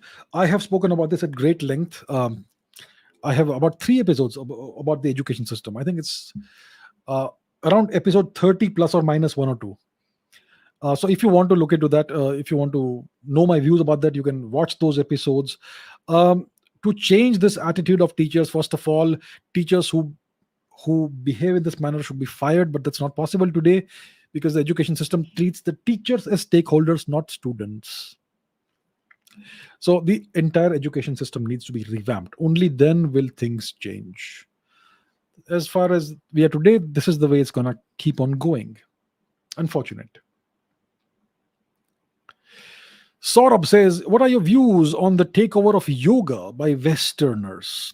As of now, even Indians don't know the meaning of yoga. For Indians, it's just, for most people today, it's just an exercise and nothing else, nothing more. Even the yoga is interpreted differently as per the context of Patanjali Rishi, who gave the definition of yoga as yoga chitta vritti nirodha. Sorry, it's too small. Like, which means चित्त की वृत्तियों से निरोध पाना योग है. Yes, so today if you go to Google, you do a Google image search for yoga, you will see. Let's do it. Let's do it. Let's go to Google. Let's do it in real time. I have spoken about this before. I'm happy to speak about it again. Just go to Google and search for yoga. Go to images. What do you see? You will see mainly Western people doing yoga. Most of them are people from the West. You will hardly see any Indian doing yoga at all. In all these images, it's the West. It's the Western perception of yoga. And for the West, it's just an exercise. It's all stretching. That's what yoga is. So yoga has been taken over by the West. It is being distorted and destroyed by the West. And I don't blame them for that, for it. The true meaning of yoga has been lost along the way. So the true meaning of yoga is what you find in the Yoga Sutras of Patanjali, right? And yoga is defined as stilling the waves or the fluctuations of the mind. That's the definition of yoga. The storms that you have in your mind, the unease, the waves, the fluctuations, all of that, you need to still that. That is what yoga really is. And yoga in the Patanjali Sutras has lots of branches or limbs.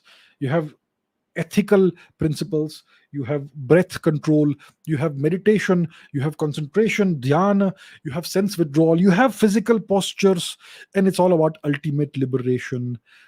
So yoga is about ahimsa, non-harming others who don't deserve any harm. It's about truthfulness. It's about discipline. It's about not being greedy. It's about not stealing. It's all ethics, right?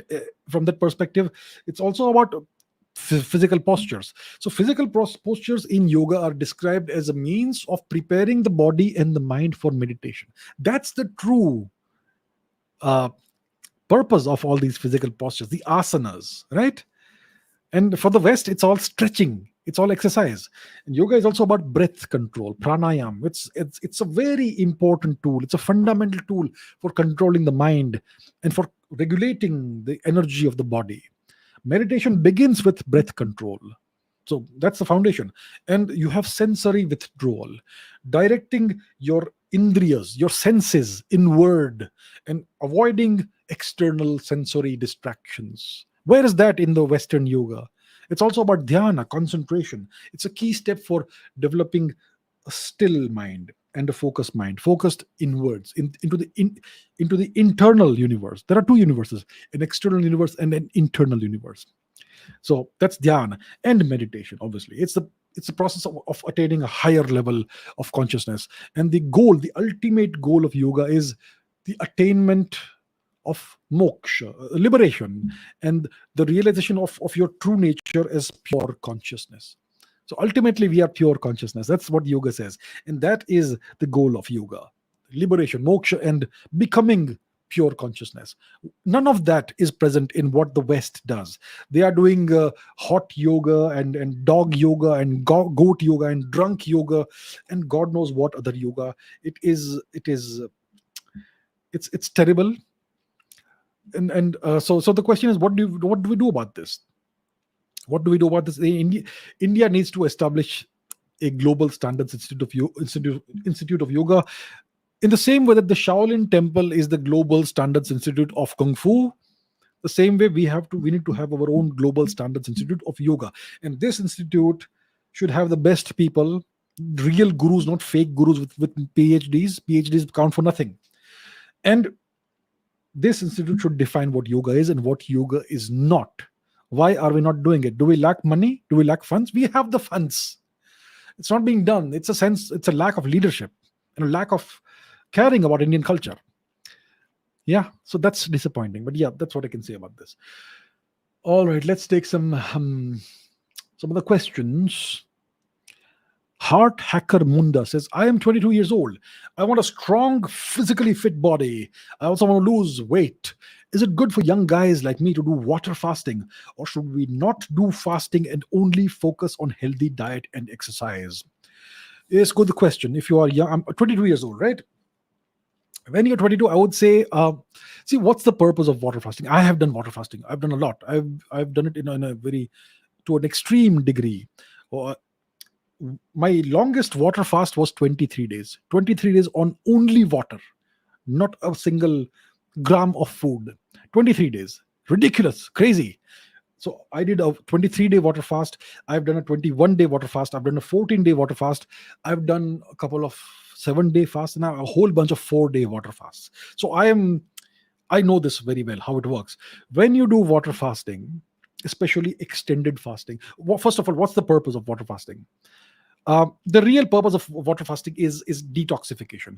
When you give your digestive system and your liver and other organs some rest, some respite, then the body is able to detoxify itself. There are lots of cells in the body that are senescent cells, damaged cells. So these cells need to be destroyed. Otherwise, they could cause cancer 20 years down the line.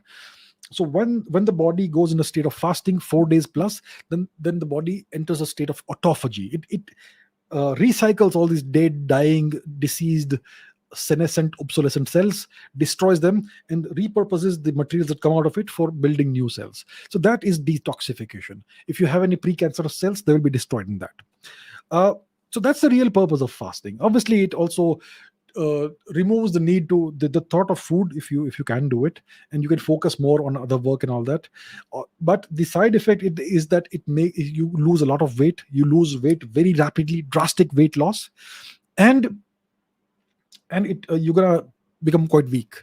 Physically, you're gonna get quite weak, and you're gonna lose weight mostly in the form of fat tissue, but you will also lose muscle mass. You will lose muscle mass if you do an extended fast. I know. And it's not fun. You go to the gym and work very hard, lift heavy weights for a long time, and then you lose a significant portion of that in 2 weeks. That's what happens when you do extended fasting. So if you want to be strong and physically fit, I would say please don't fast. You can do a 4-day, 3-day fast. That's good for detoxification, not more than that. And not very often. Maybe once in 3 months or so is fine. Only for detoxification purposes. What you should do is focus on a healthy diet and exercise. Weight training. Cardio is good, running and all that, but weight training is what you really need. That's going to give you a strong body and physically fit body. And of course, that will also help you lose weight. And a clean diet. No processed food, no junk food, pizzas, burgers, all that garbage, pastas. Eat clean, good food. Lots of vegetables and whatever protein works for you. So that's what I would say. So I would say focus on a healthy diet, clean diet, and regular exercise. Hopefully weight training. That way you will have a strong, physically fit body, and you will also lose weight. You will attain your ideal weight over a course of several months. Maybe 6 months, maybe 12 months, depending on how overweight you may be. All right.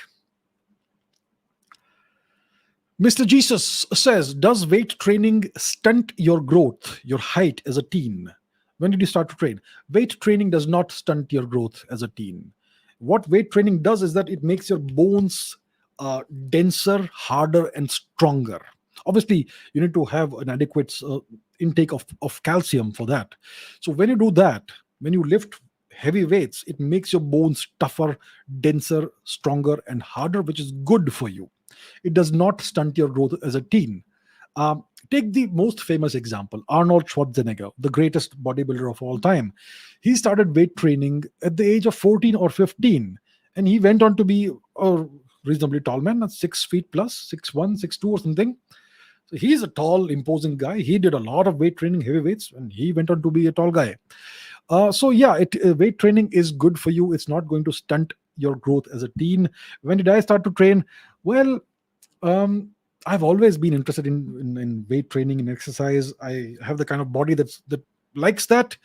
So when I was a teenager, I did not have access to a gym. I used to crank out hundreds of push-ups in a day at times, and I was to improvise, make makeshift weights and all that. So I've always been interested in this. I was also interested in sport whenever I got the opportunity to play that. So it's good. You need to be physically active, and do go ahead. Even if you're a teenager, lift weights. It's good for you. It will not stunt your growth at all. And with that, I'm going to stop the questions. I'm going to take some questions from the live chat. Let's do it for a few minutes. Um, let us see what questions we have. Okay, in case you have questions you want to ask in the live chat, go ahead and do that now, and I shall take up a few of these, especially the interesting ones. Uh, where is it? When you click on something, it disappears. Om says, please tell more about Auroville. Is it really the city of the future? I haven't been there. I was in Puducherry last weekend, and for the G20 science initiation meeting, and on the second day we were all supposed to go to Auroville. I skipped that. I did not find it very interesting for whatever reason. I have been to the Aurobindo ashram. So Auroville is this experimental city. It's like a communal place where everybody does some work and everybody pitches in. It's like a commune kind of thing. I am not sure if it's the city of the future. Maybe it's the city of the past. And yeah, so I don't know a lot about it because I have not visited it. People all do some kind of handicrafts work, or they produce something at some level. I think it's not quite the city of the future. People may disagree. This is my own personal opinion. If you disagree, please feel free to disagree. But that's how I think it is. Obviously, I'm not an expert because I've not been there, but I've read about it, and that's what I think. All right. What else do we have? Jasmine Raj Singh with my face on it. Okay, what's the mystery behind Rasputin's death? Grigory Rasputin was this great Russian mystic, spiritual guru kind of person who was the power behind the crown. About 100 or so years ago, he died. He was the mentor of the Russian queen or something, and he was politically very powerful. He was like the second most powerful person in the entire empire, and then he was assassinated by a group of soldiers, etc. Maybe the British also had some hand in it, it is believed. And they said that they first tried to poison him. They gave him a stick of cyanide in some food. He ate it, nothing happened to him. And then they shot him, and then once again he did not die, and he walked away. And then he had to be shot multiple times and all that. He eventually supposedly died, and then they burned the body, and when they were burning the body, it seems the body stood up or something. That's the kind of legend you hear. So he was also stabbed apparently, and even that did not kill him. So yeah, the story that one hears, that I read as a kid, is that he was almost impossible to kill. They tried to poison him, they tried to stab him, they shot him multiple times. Eventually he died, and when they burned him, then the body tried to stand up or something. That's the kind of story one hears. Obviously, a lot of it will be embellishments and exaggerations, but yeah, he was a very powerful man. He was perhaps the power behind the crown at some point in time in the Russian Empire. All right. Do we have any other question that I can take? Let's see. What do we have? Boney M. Yeah, there's a song by Boney M. What Rasputin, Ra Ra Rasputin, lover of the Russian queen. That sort of thing, yes. Let's see, what else do we have? Chandan Verma, Sukhoi 57 jet, 5th generation fighter. Can India buy? I think India should focus on developing its own fighter jets. We now have the industrial and technological capability to build a 4th generation fighter plane, the Tejas, and we are now building 4 and 4.5 generation fighter planes, which is the LCA Tejas Mark II and the Advanced Medium Combat Aircraft, and eventually the twin engine deck based fighter. We are also developing a unmanned stealth aircraft, and so on. I think India should focus entirely on developing its own aircraft. Stop buying things. We may need to buy, for the time being, a few aircraft from other countries. I think the Rafale is a good deal. We should not have 500 different kinds of aircraft. It's a nightmare, logistical nightmare to service them all and acquire spare parts and all that. Keep it simple. In the next 20 years, India should be fully reliant on its own aircraft manufacturing capabilities. And I think in the next 20 years, India will be able to produce a 5th generation fighter plane, maybe even a 6th generation fighter plane. So that's what I think should happen. Let's possibly take one more question. Do we have anything else?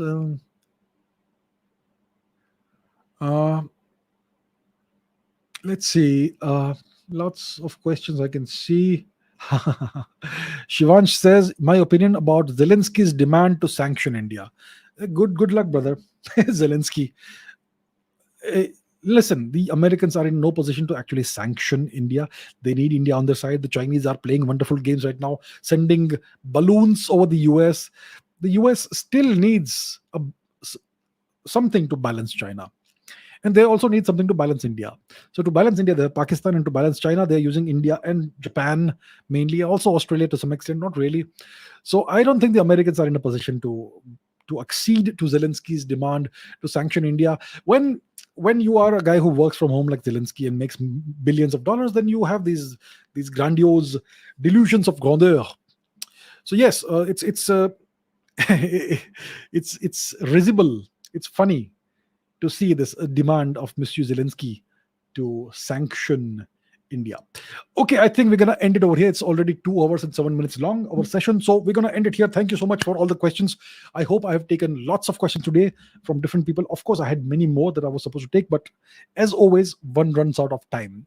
So thank you, everybody, for the questions. I'm getting thousands of questions every week, and I really appreciate that. I'm in a privileged position that people ask me thousands of questions every week. So thank you very much to all of you for your questions, for your viewership, and I will see you very soon next week. Until then, take care. Thank you.